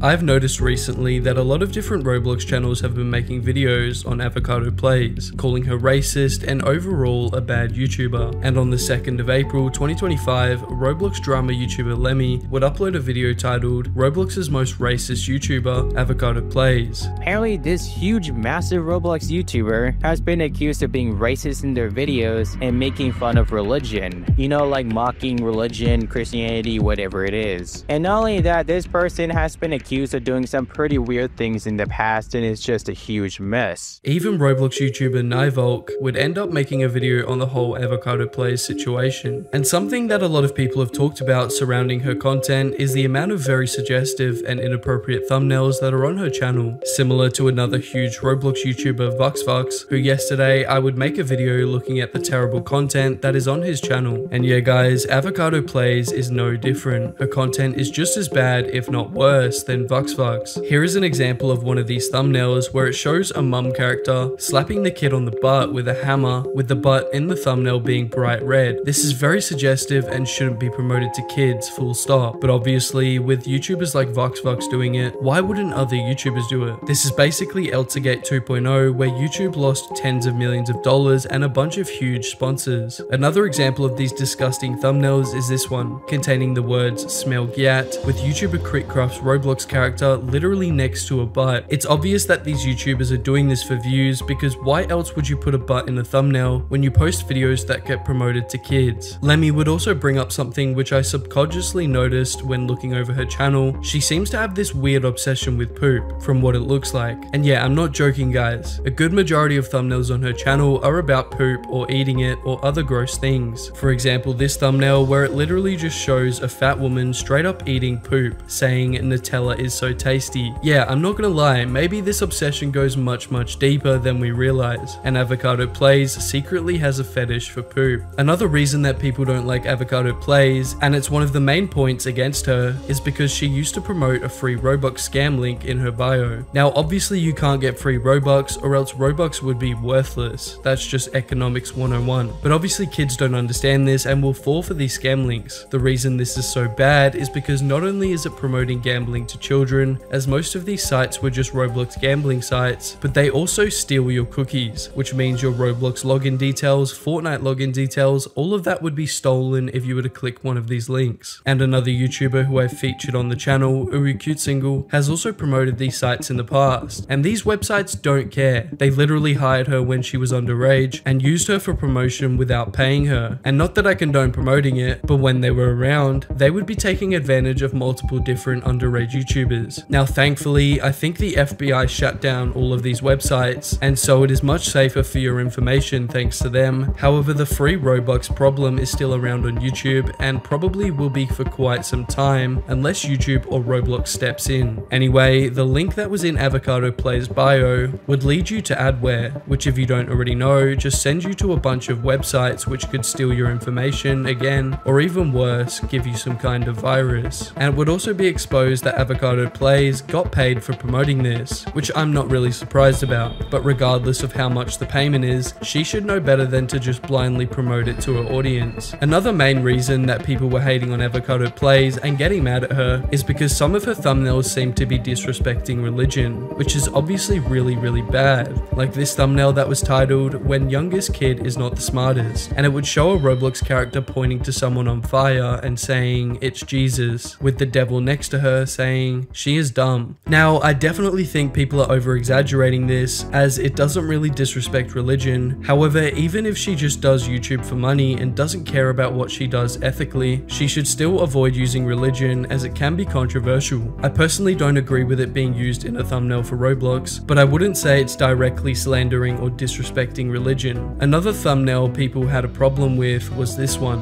with the text in the thumbnail saying, "Mia madre Jesus diarrhea," which when translated to English means, "My mother Jesus diarrhea." I'm not too sure what they even meant by this, and I wouldn't say it's disrespecting religion, but it is definitely crossing some kind of line. And this was the main thumbnail that people who made rant videos on her would bring up to say that she was disrespecting religion. Like I said, I don't agree that it's disrespecting religion. However, there is still a lot of things wrong with what Avocado Plays has done and is doing actively. And just overall, people were not happy with the kind of thumbnails that Avocado Plays would put on her YouTube channel. Another controversial thumbnail she posted was this one, which shows a Roblox Donald Trump saying that "you are deported" to what looks like is just a random white Roblox character. And a lot of people would try to call her racist because of this thumbnail, which I personally think is not a big deal and is probably just some random thing to include Donald Trump, as this video was uploaded during the whole election thing. Now, let's take a look at the other claims of her being racist. So if we go onto Avocado Plays YouTube channel and check her banner, you will see that she has a shrine of different characters from her, I guess, multiverse. And you will notice this one specific character. And this character is known as Asian Mum in the Avocado Plays multiverse. And this character is known for being a quote Asian mum and mocking a bunch of Asian stereotypes. The reason people are so mad at this is because when you look at her YouTube bio, you will notice that whoever is behind the channel is from the UK. And it's pretty clear to anybody watching that whoever behind this channel is white. And to give a quick example of what I'm talking about with the character mocking a bunch of Asian stereotypes, take a look at this short titled "Asian Mum When You Get A-." The video actually is packaged and titled very similar to the video that VuxFux was getting called racist for that I talked about in my video yesterday. And I mean, when we take a look at the YouTube short, you can definitely tell that she is mocking the accent. Mom, I got all I. My friends will be jealous and only 1 A-. Can I go Disneyland? Disneyland? How about Sleeperland? What are you doing? Calling your teacher. May I ask why? To apologize for your dumbness. And another key detail about this short to note is the face that the mum makes during one of the scenes where the eyes are just lines, which if you live under a rock or somehow have never heard of this racist remark, it's basically just a racist Asian stereotype that a lot of Asians have to deal with when growing up in Western countries. And like I said before, she is not the only person to make these kinds of jokes. VuxFux, who I made a video on, would also do something very similar. And if we take a look at the short that VuxFux made, we can definitely see that there are some similarities between the two. White parents. Dad, I got my report card today. Okay, son, let me see it. Oh, wow. You got an F? Am I grounded? No. F stands for Fortnite. So go upstairs and play. Your mom can deal with this later. Yeah. Asian parents. Dad, I got my report card today. It better be a good grade. It's an A, Dad. I hope you're proud. Hey, where the plus at though? An A is the best grade, Dad. Lo, you are a liar, son. You could do an A plus or a plus plus. I'm sorry, Dad. Back in China, we take a liar by the feet and dunk them in the water till they tell the truth. Oh my God. God can't help you, son. Only study more. So no more game for 5 months.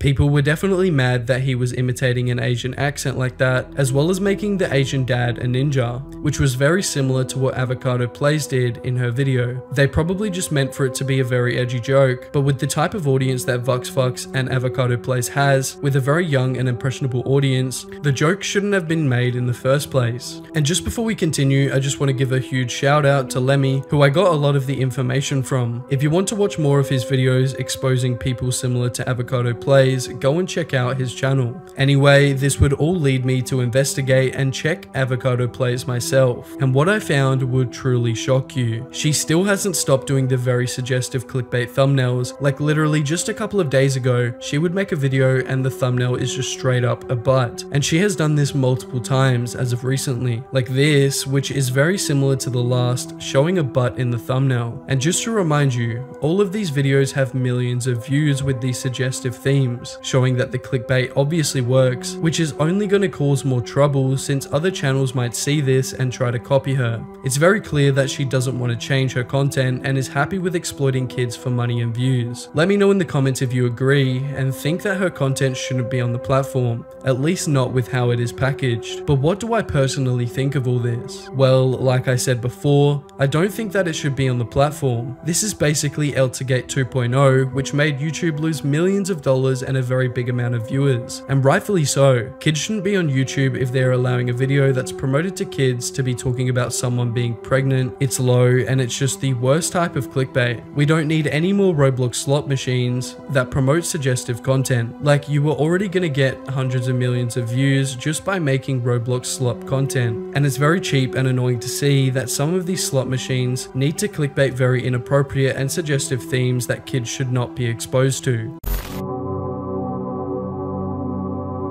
So to give a quick summary on what we went over in part 1, BonkyDoge had accidentally leaked in a live stream on his channel a list of channels that he had owned on YouTube. One of the channels he owned was called M-Guy, and on this channel, a live stream was accidentally left public and has since been deleted, but during that live stream, he would accidentally leak a Facebook account that he owned which contained all of his personal information. On this Facebook account, it would also show his following list, where he followed a bunch of NSFW accounts and even accounts that posted, which is illegal and extremely immoral to consume. But it gets worse, as the live stream I mentioned earlier that leaked his other YouTube channels would also leaked another account he owned called Tujin. The reason this is important is because it led the community to find out that he owned a Twitter account with the exact same name and profile picture, and on this account, just like the Facebook account, he had been following dozens of NSFW accounts, with some posting illegal content. However, ever since BonkyDoge initially got exposed, the account has been private.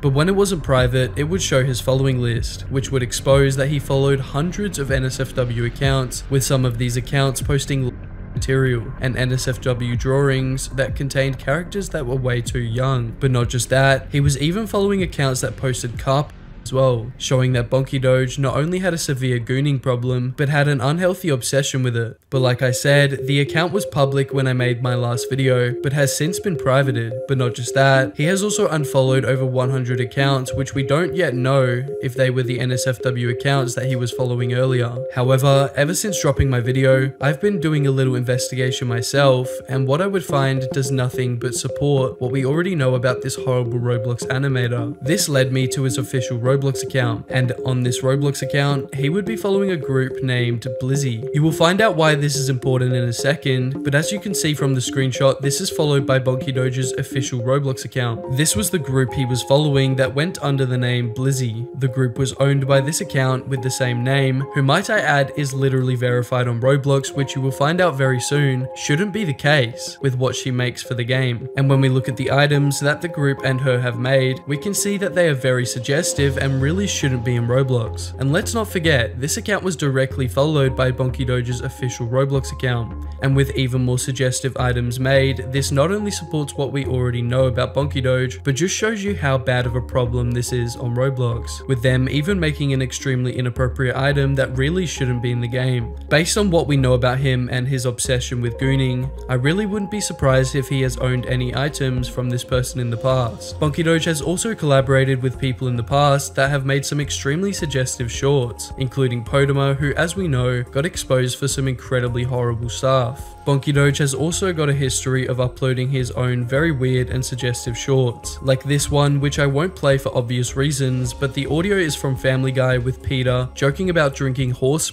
which you can see from the caption. Overall, he is a very weird person with a very bad obsession with gooning that has led him down a rabbit hole of illegal content that he has and probably still does consume. Anyway, ever since he got exposed, he has gone ghost and has even deleted his Discord server, wiping any possible evidence that could be used against him. Which brings us to what happened yesterday. Guamgo would post an update to the situation containing even worse things BonkyDoge had said, as well as a testimony from somebody who was associated associated with him. See, BunkyDoge didn't and still hasn't posted anything publicly regarding the whole situation. However, in a group chat with other animation YouTubers, he would be confronted about what happened, and it would start off with BunkyDoge giving a very sarcastic reaction to seeing Guamgo's initial expose video, and in response to this, he would state that he apparently doesn't have time to do the things claimed against him because he works for the government. He is avoiding any responsibility, but at the very same time isn't denying the allegations which we already have proof on. Anyway, in this group chat, BunkyDoge would constantly flex that he worked for the government in Thailand, which would only make his crimes 10 times worse for him, and when asked if he was getting prosecuted, he would reply that it's a secret. In the very same conversation, he would also try to justify his actions by claiming that he wasn't gooning to kids so he isn't guilty, when the proof against him literally shows him engaging and interacting with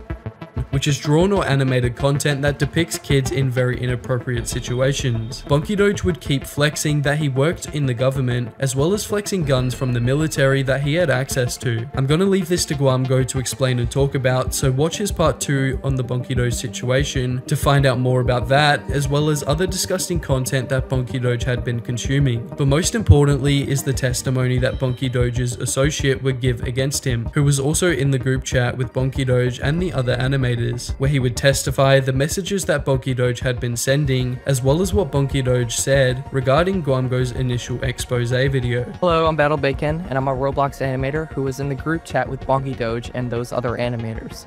I witnessed BunkyDoge speaking in that group chat regarding the video Guamgo posted, to which Bonky said, "Here we go," pointing out that he already expected the video to come out. After Guamgo's video, BunkyDoge completely disappeared, but something alarming about his past popped out.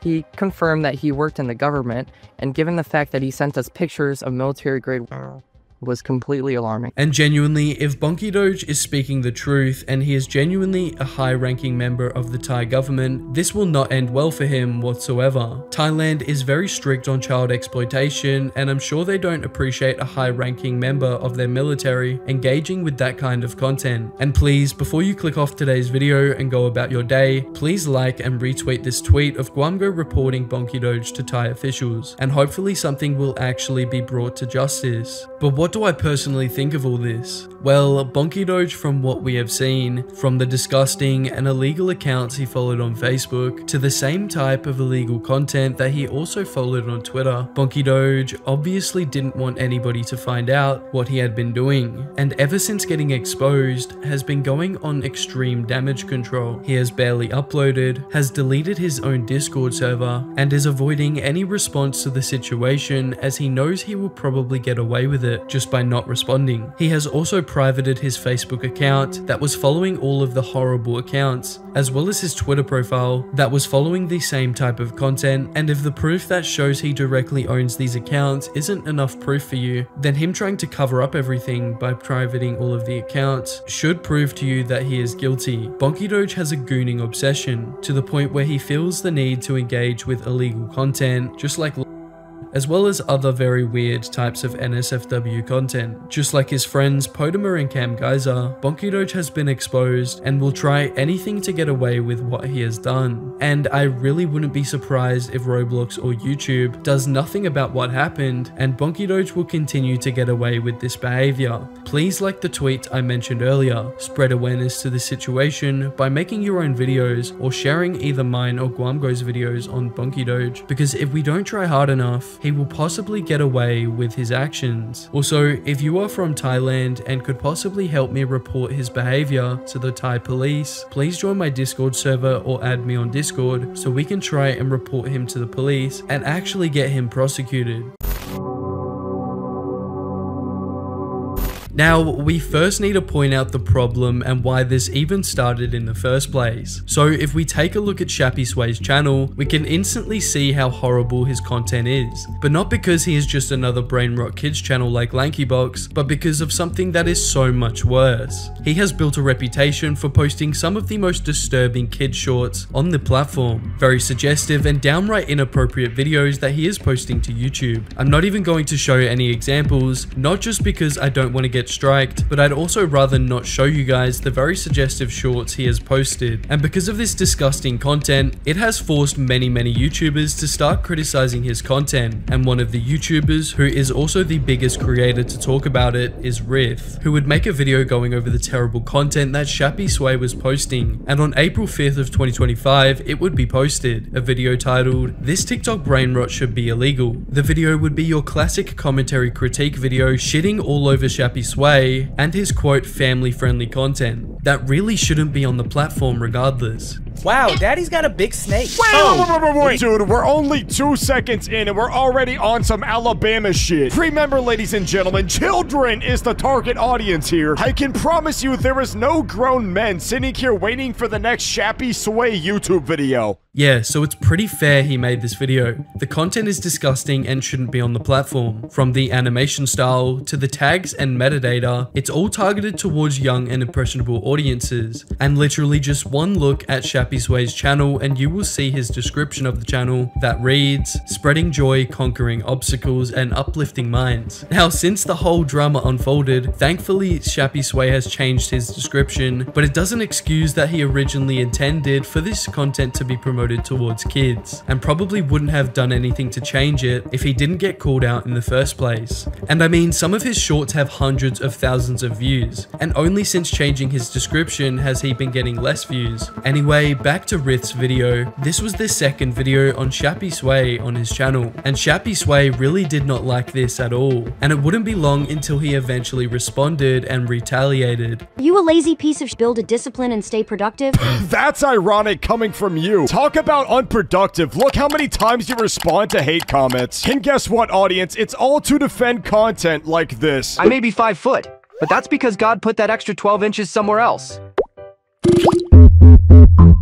Yeah, it wouldn't be long until he responded, and when he did, it would go down just how you would expect. Shappy Sway would make a community post over on his YouTube channel informing, I guess, his subscribers how he felt about YouTubers like Rith, Glider Guy, and Keed who made videos on him. And to put it simply, his response was complete dogshit. It would read, "We'd like to formally thank the ongoing misinformation campaign. Turns out nothing drives traffic like confident ignorance. Yes, we use chibi style. Yes, it's still adult content." I love how he's just deflecting everything to use the point that, oh, because I say it's adult content means it's adult content. Like, no bro, you literally have all of your videos and shorts marketed towards kids, and you know why, because it gets views. Shocking, we know. Cute art doesn't magically make the joke suitable for a toddler. We're tagged 18+ for a reason, but if reading comprehension isn't your thing, we get it. Words are hard. So by all means, keep ranting. You're doing a phenomenal job making us go viral. Bless your bold, misinformed energy. We literally couldn't do it without you. Bro, you are basically a clone of Bluey, but because you have suggestive themes, the audience is supposed to tell the difference. And just to put it out there, none of these guys' videos are restricted, and most of them, if not all, play ads. So I'm pretty certain you don't have the videos tagged as 18+. Disclaimer, this show contains unfiltered chaos, bad words and cute voices, and the kind of content that makes prudes, not sure what that word means or how to pronounce it, write Facebook essays nobody reads. Yeah bro, this guy was so passive aggressive, and you can tell this is getting under his skin. And look bro, if you want to make the next Rick and Morty or Family Guy, go ahead. But there is a huge difference between simple dark humor and just posting suggestive content with kiddie voices and animation. Like at that point, it goes from yeah, adult edgy content to something that should not be posted or promoted on a platform like YouTube. And I think Rith would put it perfectly. Where he says, yes, we use chibi style, and yes, it is still adult content. Bro is entirely missing the point. Whenever there's 5-year-old children scrolling on YouTube shorts and they just so happen to come across your content, the chibi and cute art style that you're referring to is especially attractive to younger audiences. This guy would even make a second follow-up response to everybody on a YouTube community post. In case it was not clear enough, here is ChatGPT telling you the same thing that we have been saying for years. Bro, you cannot be serious. You're telling me I'm about to see ChatGPT disprove that your content is aimed towards kids. This dude cannot be real. He would also respond to Glider Guy's video on him. However, I really can't be going over all that, since he will probably comment on this video, which proves everyone's point that he just can't stop responding. And bro, this is starting to get annoying. This guy would even comment on Riff's video being extremely passive aggressive while stating that YouTube is at fault for recommending his content to kids, when his tags and metadata pushes it to kids, but it's not even that. He claims his content is age restricted when that is just not true. Clicking no, it's not made for kids on a video doesn't age restrict it. All it does is allow your video to be on YouTube instead of YouTube Kids. Like, this guy has to be either baiting or is genuinely stupid.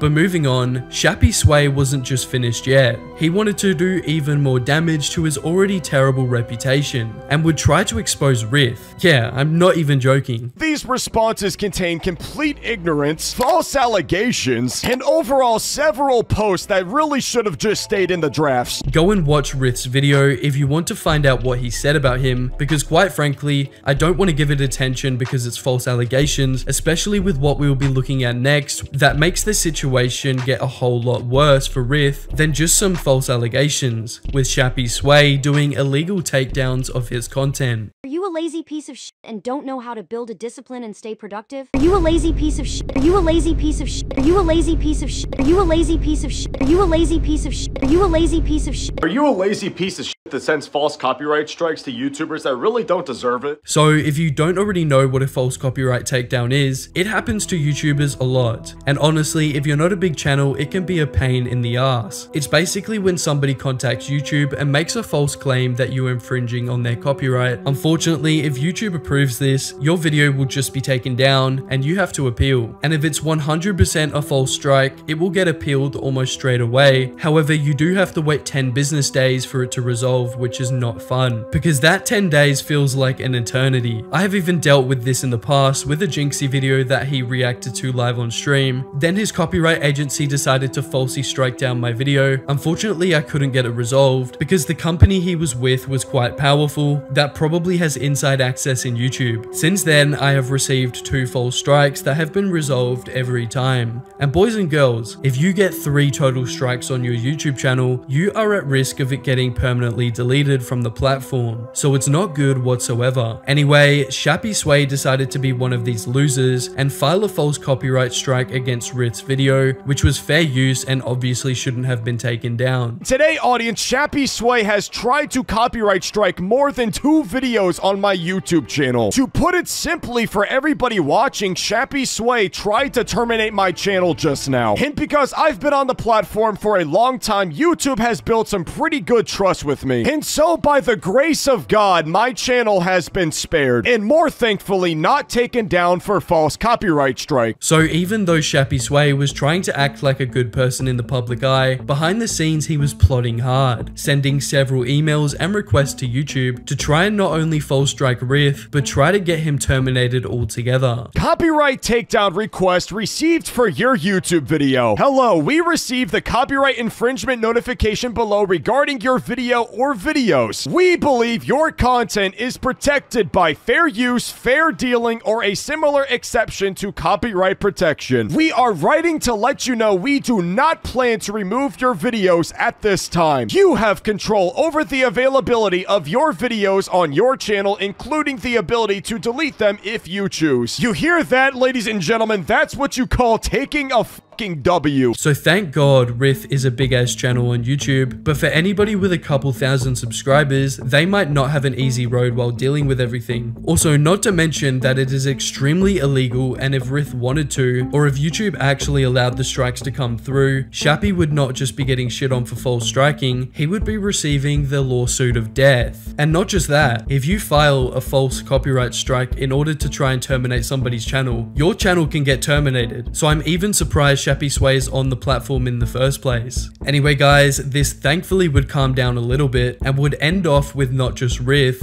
but Glider Guy, Keed, and other YouTubers confronting and completely packing Shappy in a Discord confrontation. Exactly.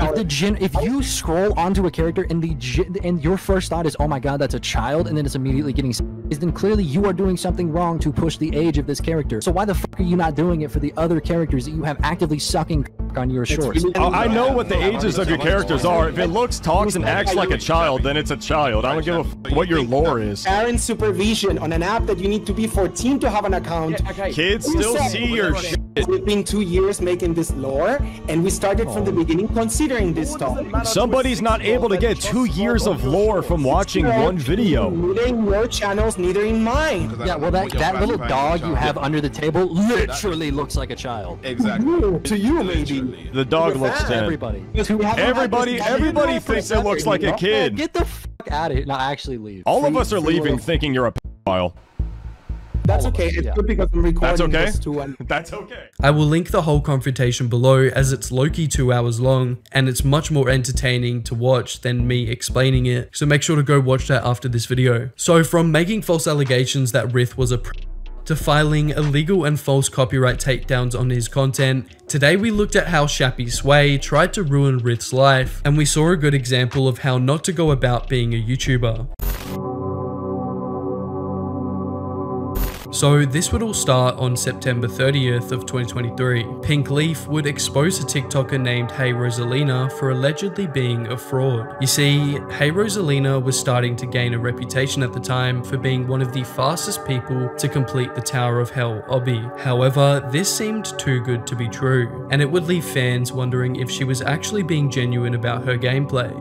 This is Hey Rosalina, a famous and influential TikTok star, popular for her Tower of Hell speedruns, racing, and ASMR videos. Compared to some of the best, she is known for her skill and ability to complete obbies in an insanely short amount of time. This drew attention of many to her. But what if I told you it was all just a lie? That Hey Rosalina is a puppet controlled by another person creating all her content. And this is without anyone even noticing that she's been lying for years on end.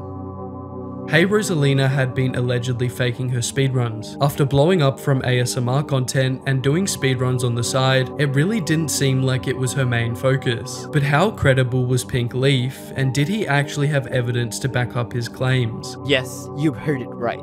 The Hey Rosalina that we all know of, all of her speedruns are fake. Hear me out clearly.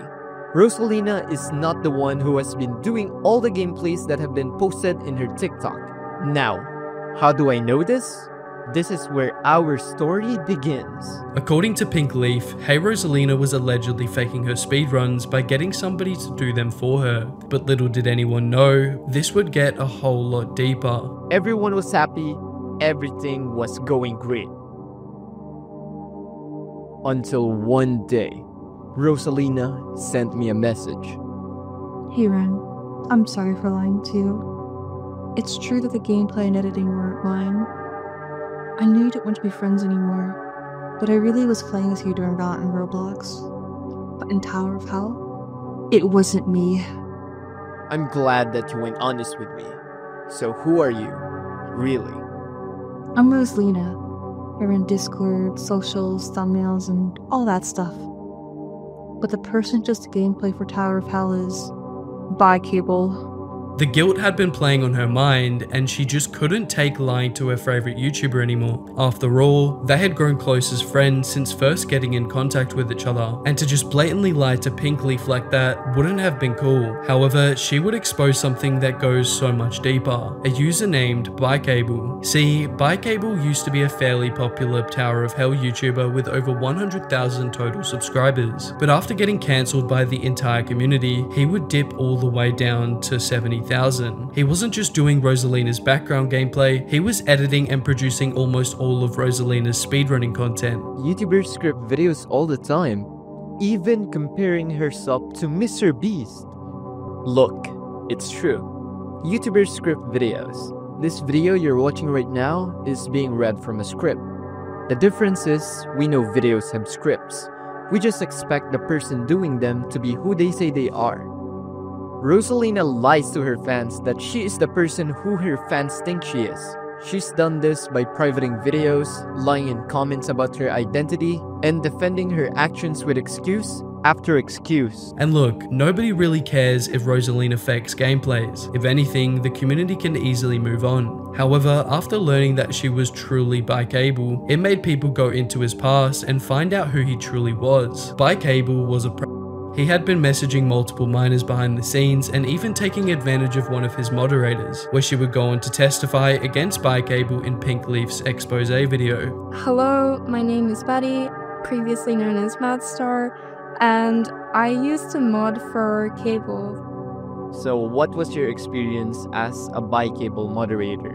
I think at first I really enjoyed working because I made a lot of friends and stuff, but slowly I started realizing that he is just kind of a weird guy.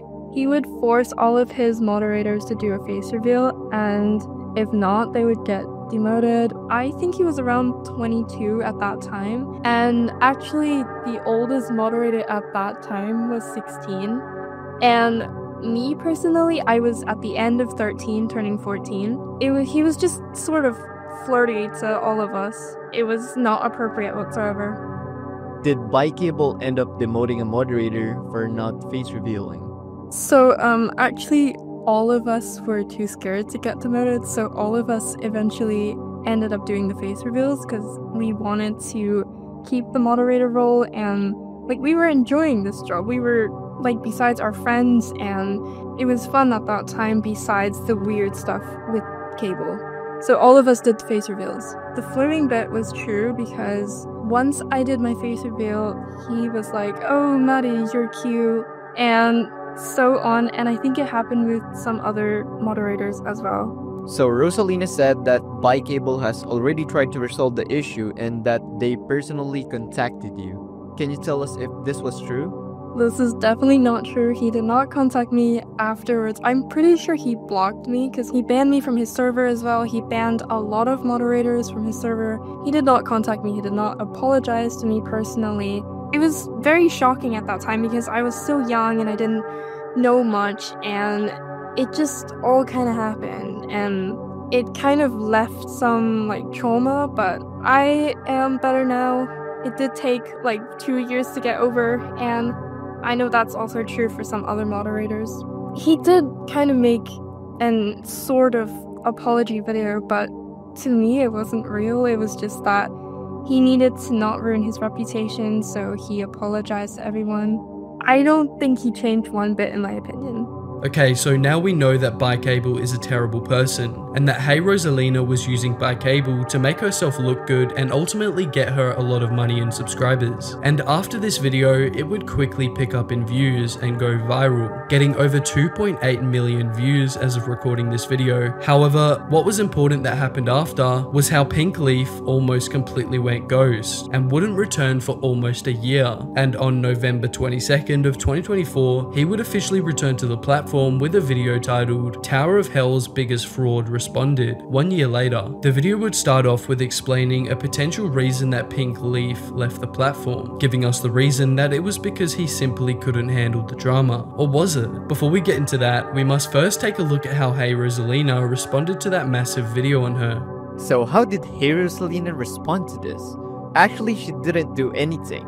She just basically did nothing about it and left the internet for good. This is a very sad situation here, because not only did Hey Rosalina get forced into retirement, but this also caused Pink Leaf to not want to make videos as well. After that video, Hey Rosalina or Bikeable just kept uploading videos like nothing even happened. And the worst part is that some of their fans are just brushing it off. Like everything is okay about her situation now just because this happened a year ago, which is just crazy to me because the stuff that Bikeable and Hey Rosalina did, I don't know if things like those have some sort of expiration date. Pink Leaf makes a good point. Yes, Hey Rosalina can be forgiven for making fake obby videos. However, you can't really brush past the fact that Bikeable, who Rosalina was basically employing, used to text minors and harass his underage Discord mods into sending pictures of themselves. After all of this was exposed, we would quickly find out that the reason they didn't respond was because they were planning something much deeper, making a new identity identity. After all, Rosalina was technically cancelled and they wanted to start fresh, which then introduces us to Real Rosa, who is actually Hey Rosalina and Bikeable doing the exact same thing they got exposed for. If you guys want me to make a separate video investigating that further, then let me know in the comments, but it's just a lot to unpack in one video. And today, we are here to answer the question, why did Pink Leaf disappear the first time? It's just a lot of things are happening in real life for me right now. Like around when I left, I was learning how to drive, and after that I just graduated from high school as well, so I was trying to get into college at that time as well. Now I'm finally in college. But wait, now I'm gonna tell you guys what's up. Right now, my real life stuff in college is super manageable right now. It's even more manageable than I was in high school, so that means I will have more time. And more time means I'll be able to create and work on more videos for you guys. However, ever since the video, it has been over 4 months with no upload from Pink Leaf, and it's probably because of his studies, as going to college can be extremely stressful, and it only gets more stressful the longer you do it. I'm proud of Pink Leaf for getting over 1.8 million subscribers and still making that effort to go to college, because if I'm being honest, I would never go back to school if I was that famous. And it sucks we don't get his new videos, but I'm sure he will eventually make it up to all of us. Okay, so last time we looked at this situation, the conclusion was that Harry Twinkle was innocent and the document that was made on him was complete bogus. And that still has some truth to it. The document was terrible. However, Harry Twinkle has since came out and admitted to everything. It would all start with a message in his Discord server that read, "I'm very sorry, but most of the allegations were true. I hope you will still like me. The only thing that wasn't true is the and I'm not a..." And this would be him admitting to the doxing allegations. However, as you will find out very soon, yes, the allegations were false, but he has still committed crimes and has come out and admitted to everything. He would also make another announcement admitting to saying racial slurs and other incredibly toxic behavior. So yeah, after making that announcement, Roblox YouTuber Parlo would take to Twitter announcing, Harry Twinkle 2929 has just admitted in a private group chat that all the allegations are true. Video will be out soon. I do not encourage anyone to harass or attack him. He is only 15. What exactly did Parlo have that made Harry Twinkle look so guilty? I mean, Parlo would even comment on that Discord message I showed you earlier and would state, he said the allegations were not true. They were. And if Parlo was speaking truth here, this would mean that Harry Twinkle was a criminal who almost got away with his actions. I think it's also important to mention that his Discord server was also raided, as you can see from this Parlo tweet. And this takes us to Harry Twinkle, who would post a very concerning video titled, "They Were True." The video would start off with Harry Twinkle admitting to the doxing allegations, while going into extreme detail on how he would execute his evil plans. This may be my last video, and for it, let's go back to where it all started. The allegations were true. The doxing, the toxicity, everything on that shitty document was true. I lied, because I was scared of the backlash I would face, but I can't run from my mistakes. So I am taking accountability, and am putting out an apology to all the people I have hurt, and you, the fans, for lying to you and acting like some great guy when I wasn't. Hell, you don't want to believe it, but it is true. What I did was very wrong. You have the right to unfollow or unsubscribe from me. It was a terrible action, and I had done stuff like this ends the pics. Making this account, and when I blew up, I forgot about my anger issues and my reactions. Revealing to us at home that Harry Twinkle had actually doxed people in the past, as well as being extremely toxic to people around him. And you can see why this is a confusing situation, because one minute he's getting accused with no proof, another minute Harry Twinkle will say everything wasn't true, but then a minute after, going back on everything and admitting to it all. He would then go into more detail on how he would pull IPs from his victims. When others tried warning people, my fans had attacked them saying they were lying, and I apologize. I was scared.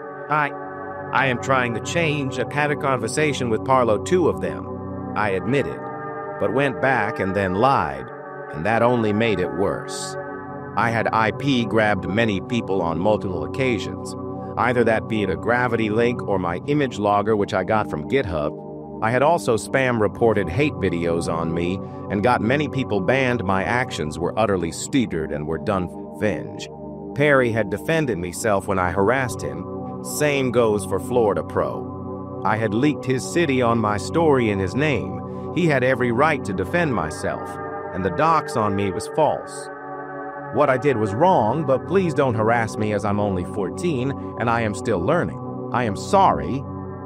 So yeah, now we know that Harry Twinkle is, or at least used to dox people. Hopefully he has learnt from his mistakes and is better now, but it would also reveal his anger issues, which caused major toxicity with him and people around him. However, one thing that he forgot to mention were the very real and very serious claims alleged against him. And on April 27th of 2025, Roblox YouTuber Parlo would finally release the video exposing Harry Twinkle. The video would start off with Parlo explaining that Harry Twinkle had been switching Discord accounts to potentially avoid accountability. We need to comprehensively prove that it was him, because ever since the situation started to blow up on Twitter, Harry Twinkle has decided to change the name of his Discord account, which he admitted everything on, in order to hide from accountability. The first screenshot that Parlo would provide was an admission from Harry Twinkle in private that would show him admitting to pressuring a 14-year-old girl for pictures of herself, and would even speak on his doxing behavior, admitting to it while also revealing he has doxed a total of 5 people in his lifetime. And after all of this happened, Harry Twinkle would change his whole Discord profile to that of somebody named Sirium in order to try and avoid accountability, with the real Sirium denying that it was him and testifying against Harry Twinkle. So now that we know that Harry Twinkle was trying to impersonate this Sirium person, now we must go over everything that Harry Twinkle admitted to Parlo in private, with Parlo revealing that Harry Twinkle has admitted to being toxic, but not just that, going as far as to send threats to those he didn't like. Parlo would then reveal a call with Harry Twinkle where he would admit to lying about everything. I just want to live a life. I'm really tired. Holy sh**, not gonna get cancelled. We're not going. I might get arrested. You're not gonna. Dude, you severely overestimate the ability of the police to actually give a situation like this. The point is, you did it and you lied, and then it's bad, and you tried to throw someone under the bus. That's bad. Dude, you're like 14, like, no, it's not over. It would be revealed that Harry Twinkle asked this 14-year-old girl for nudes, and even accidentally admitting to pressuring her to send the pictures. Now, do keep in mind, Harry Twinkle is about the same age as this girl, so it isn't or whatsoever. But with Harry Twinkle lying about this and then going back on it, it really needs to be addressed. He would also go on to say that if the girl rejected his request, he would just constantly ask her. And I know this may not be as straightforward for somebody of that age, but no means no, and asking multiple times is very wrong and you shouldn't do it. If a girl says no to this type of request, you should just leave it at that. Not to mention the fact that anybody that age shouldn't even be sending illicit images like that in the first place, let alone asking for them. And I have to say this to make it clear, this does not make him a However, this is wrong and something that Harry Twinkle really needs to learn from. He would also admit to pressuring the girl once again, as well as sending images to her. And yeah, I feel uncomfortable even having to say this, but like, no matter what the circumstances are, you should never send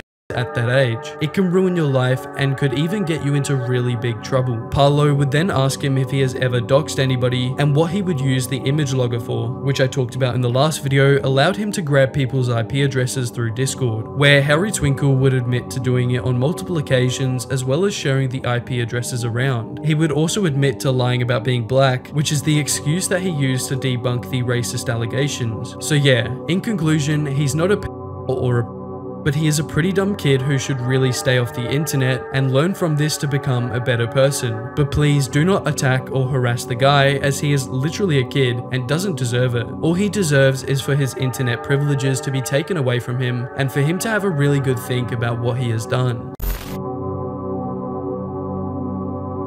However, first we must take a look at the drama that LCLC found himself in during May of 2023. Roblox commentary YouTuber Chiseled would upload a video titled, "These Roblox YouTubers Exposed Each Other, Digito versus LCLC. What could LCLC possibly get exposed for, other than making good content, and what could Chiseled possibly say about it?" So, LCLC and Digito have actually been going back and forth for a while now. But recently, LCLC added fuel to the fire, making a whole video on Digito, titled, "I spent $100,000 on scammers fake passing my rank for Roblox game," and in brackets Digito.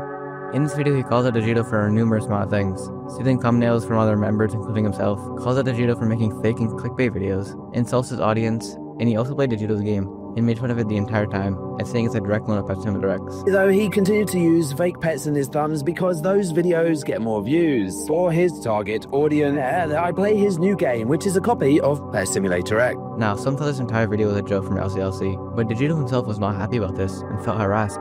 No way LCLC made a whole hate video on me. Fredo said he made the video for views. Now I'm being attacked by comments. Did you turn 40 and forget how to act like a person? Like, I never even said anything bad about him. LCLC, quit attacking a minor. LCLC had called out another person in his niche, named Digito, for stealing content as well as clickbaiting his viewers. In LCLC's video, he talks about this Digito video where he called LCLC trash, but that appears just to be a thumbnail, because in the actual video, Digito compliments his content and put LCLC in A tier. He makes pretty cool videos on PetSim. He only makes PetSim videos. I mean, I'm watching this.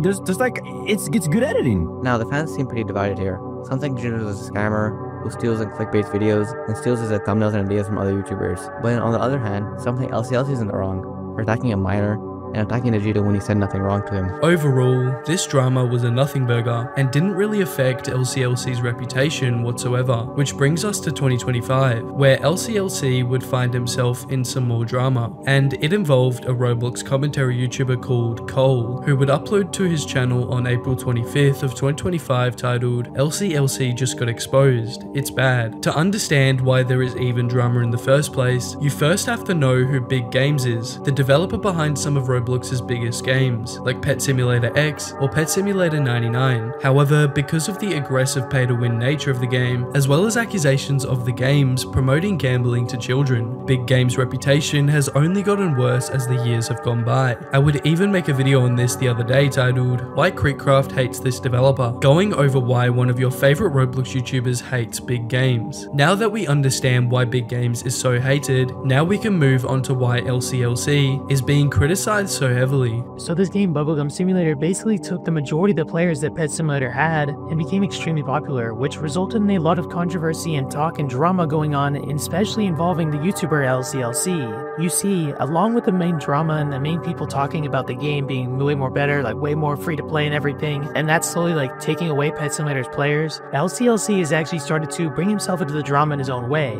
You see, LCLC as a YouTuber wanted to play the game as well, and so he started to play it, but as his main thing I mentioned earlier being pay to win, he actually made a video genuinely asking the developers to add more pay to win to the game. Like, he made this whole video basically asking them to add more things for him to spend Robux on, which a lot of people actually started to get pretty angry at. So there was a new game on the block called Bubblegum Simulator, which has stolen a major amount of players from Pet Simulator. This is basically because Pet Simulator is so pay to win that this competitor has made their game not pay to win at all, which is actually a very smart business idea considering nobody wanted to play Pet Simulator because of the pay to win nature of the game. And LCLC would go ahead and ask the developers of that game to start adding more pay to win features. Was this because LCLC was friends with Big Games, or was he just trying to use this new Bubblegum Simulator game for content on his channel? Well, the developers for that game would actually comment on LCLC's video stating, "Never thought I'd hear someone complain that it takes too long to spend Robux, lol." This would then result in LCLC milking the drama and making an entire video based off of this one comment. And yeah guys, a lot of people really didn't like this as it showed LCLC didn't really care for the game and only for his content, and the community was certainly mad at LCLC.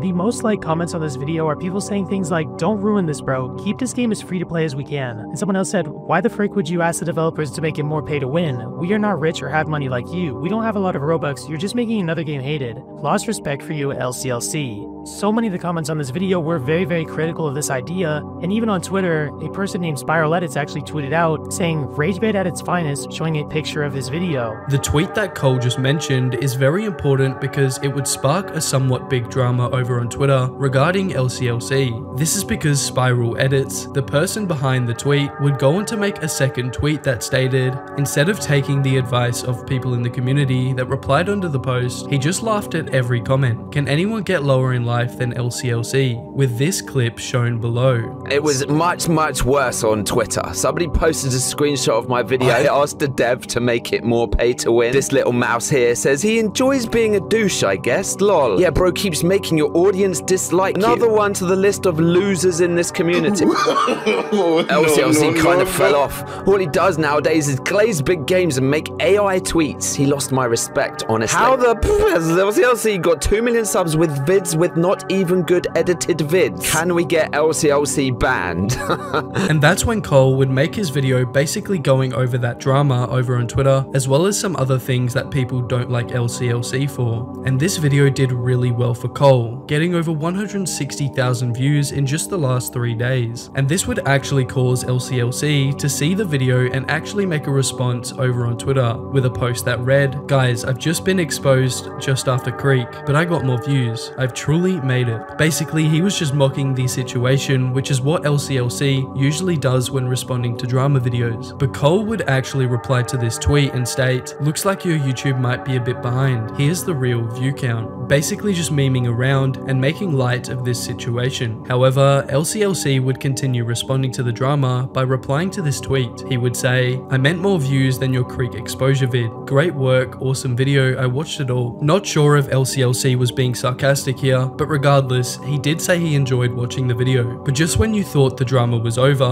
Roblox commentary YouTuber Paolo, known for exposing a lot of different Roblox YouTubers on the platform, would reply to the tweet stating this, "Can we speak in private? I think this entire drama is so dumb, LMAO. Why do people even dislike you?" And in all honesty, I don't think Cole's video was really that serious and was a bit clickbait, but that's just what every other YouTuber does, so I don't think that's really a massive criticism of his content. LCLC would even follow Cole on Twitter and DM him saying this, "Hey, loved the video, very well made. I've had a few people ask, are you okay with people watching whilst reacting to it, or will you strike them? Thanks." To which Cole would reply, "Hey, thanks so much. As long as the person reacting doesn't completely rip it without any commentary or something like that, I'm good with it. Hope you are well." To which LCLC would reply, "Might do one myself even," showing that everything is good. Overall, what I think about this drama, I think that LCLC doesn't care about drama, which is why he won't ever take it seriously. He is probably enjoying just making his YouTube videos for money and not caring about drama. As for Cole, I don't think he had any ill intentions with his video and was simply just covering some drama. And as for what people are hating on LCLC for, I don't think it is that serious. However, I do think that if LCLC cares, he shouldn't be recommending pay to win features to a game that every kid is excited to play, because it doesn't require money like games such as Pet Simulator. But yeah guys, let me know in the comments what you think about this situation and if you think it will affect LCLC's reputation.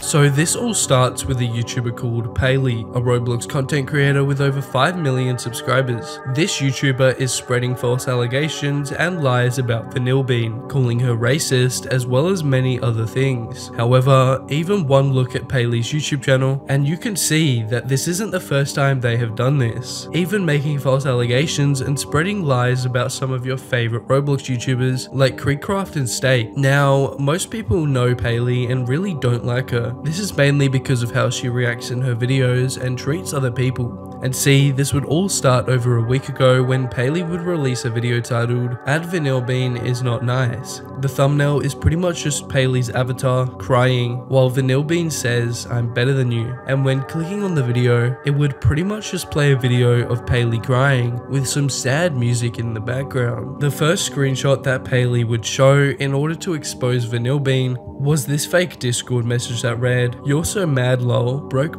The second screenshot that Paley would show is this, allegedly from the same text thread. It would read, "Oh, your mum is broke, I ain't giving you money lol." However, she would show no proof that proves this account was owned by Vanilla Bean and that the messages actually came from her. Another message that she would show was the heaviest of claims and would claim that Vanilla Bean was racist. So yeah guys, if we take a look at this screenshot, we can see it's from the same alleged account saying, "N-word what? I'm gone blind. Oh my god. However, just like the other screenshots, Paley would refuse to show any proof that this was actually Vanilla Bean's account. And let me know in the comments on what you think of this, because personally, I don't think this is enough proof at all. And that's even if we said the messages were from Vanilla Bean's account, because it could quite easily be faked. But not just that, these screenshots could also be taken out of context. So yeah guys, Paley left out a lot of proof and everything, and is clearly lying to try and ruin Vanilla Bean's reputation like she tried to with Creekcraft. Now, the next point that Paley had against Vanilla Bean is that she used to promote Murder Mystery 2 black markets on her YouTube channel, which I think is a bit one-sided, as most people don't care about it since it's just selling items on a game, rather than some creators who have promoted free Roblox scams, and you know, it could be a lot worse. Now, the next point that Paley had was that Vanilla Bean actually uploads some very inappropriate thumbnails, and I guess you could say that, but at the same time, these thumbnails seem pretty harmless, and the only thing you could criticize about it was bringing up dating in a Roblox game. But it's certainly nowhere as bad as some YouTubers we have taken a look at in the past, such as VuxVux. And this video that Paley posted would actually get an insane dislike to like ratio, making it one of her most hated videos on her channel, showing that the fans clearly don't believe her claims. Vanilla Bean would actually end up commenting on the video and saying this: "You don't have to like me, but please stop spreading lies and misinformation about me. I would never say horrible things like this. This behavior from you is deeply concerning and not okay." And yeah guys, if that plus the dislike to like ratio doesn't convince you that she's innocent, I don't know what will. Paley would even reply to this comment saying this: "Stop denying the truth, girl, but just when you thought it was over, it had only gotten worse." This was because Paley decided to upload a YouTube short titled "Vanilla Bean Hates Jesus," pretty much dragging her name even more than she already has. Paley would legit fake a video of Vanilla Bean to try and claim that she hates Jesus. Yeah guys, flat out faking a video just to try and make Vanilla Bean look bad. So Paley had not only faked Discord screenshots to make Vanilla Bean look bad, but is now faking videos of her to try and say that she hates Jesus. Then Paley would act like a savior in the video by trying to stop Vanilla Bean, before putting "dance if you hate devil." But not even a few seconds later, Paley starts to use religion for likes and subscribers. So she did the very thing that she was trying to call out Vanilla Bean for. It would say, "Like and subscribe if you love Jesus." And in this video, Paley would even use an AI version of Vanilla Bean's voice to try and make it look as real as possible, when quite clearly it is a fake AI voice, and Vanilla Bean never actually said that stuff. And I mean, thankfully the community wouldn't agree with what Paley was claiming here, with comments such as, "Dance if you hate Paley," showing that the community really doesn't like this Paley person. Paley, just because if you hate someone does not mean they hate Jesus. Or this one that read, "Stop making lies about Vanilla Bean and we won't subscribe, and we love bacons, but we hate you. Who's with me?" And so yeah guys, I think it's pretty safe to say that most people don't like Paley and see right through her lies. But what do I personally think of all this? I think that Vanilla Bean is a good murder mystery YouTuber who really doesn't deserve this hate. And I think that Paley will do anything to try and make someone look bad, like she has done with Crickcraft or Steak in the past. Now she is trying to make Vanilla Bean look bad with fake Discord screenshots as well as fake videos claiming that she hates Jesus. I'm really glad that people see through the lies, and yeah guys, let me know in the comments what you think about the situation, and if you think that Vanilla Bean deserves all of this hate, or if you think Paley is actually telling the truth. Even some of your favorite Roblox commentary YouTubers would make a video about this situation, like a YouTuber called Lemmy, who would make a video on the 25th of April titled, "This Roblox YouTuber is racist, Vanilla Bean."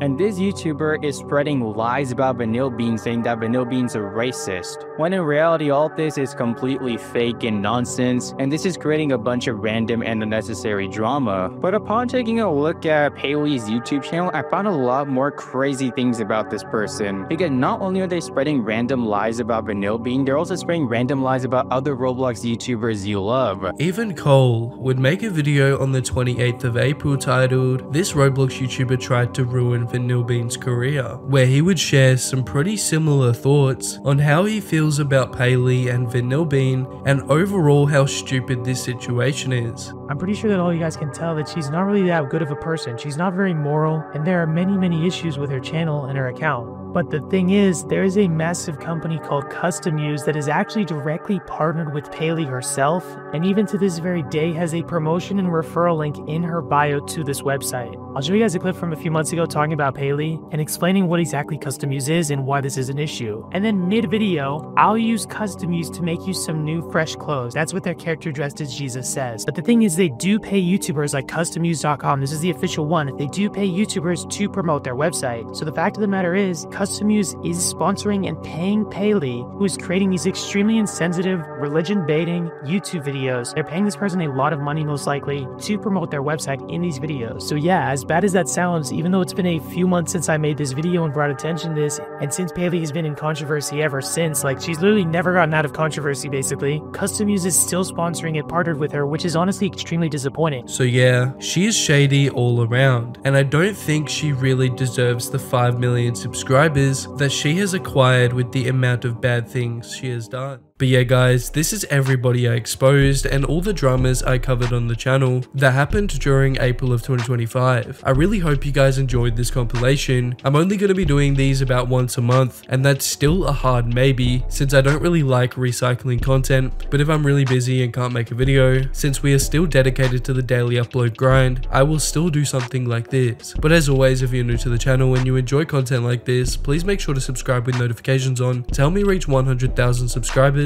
And if you want to watch something similar to this, click the video on screen now.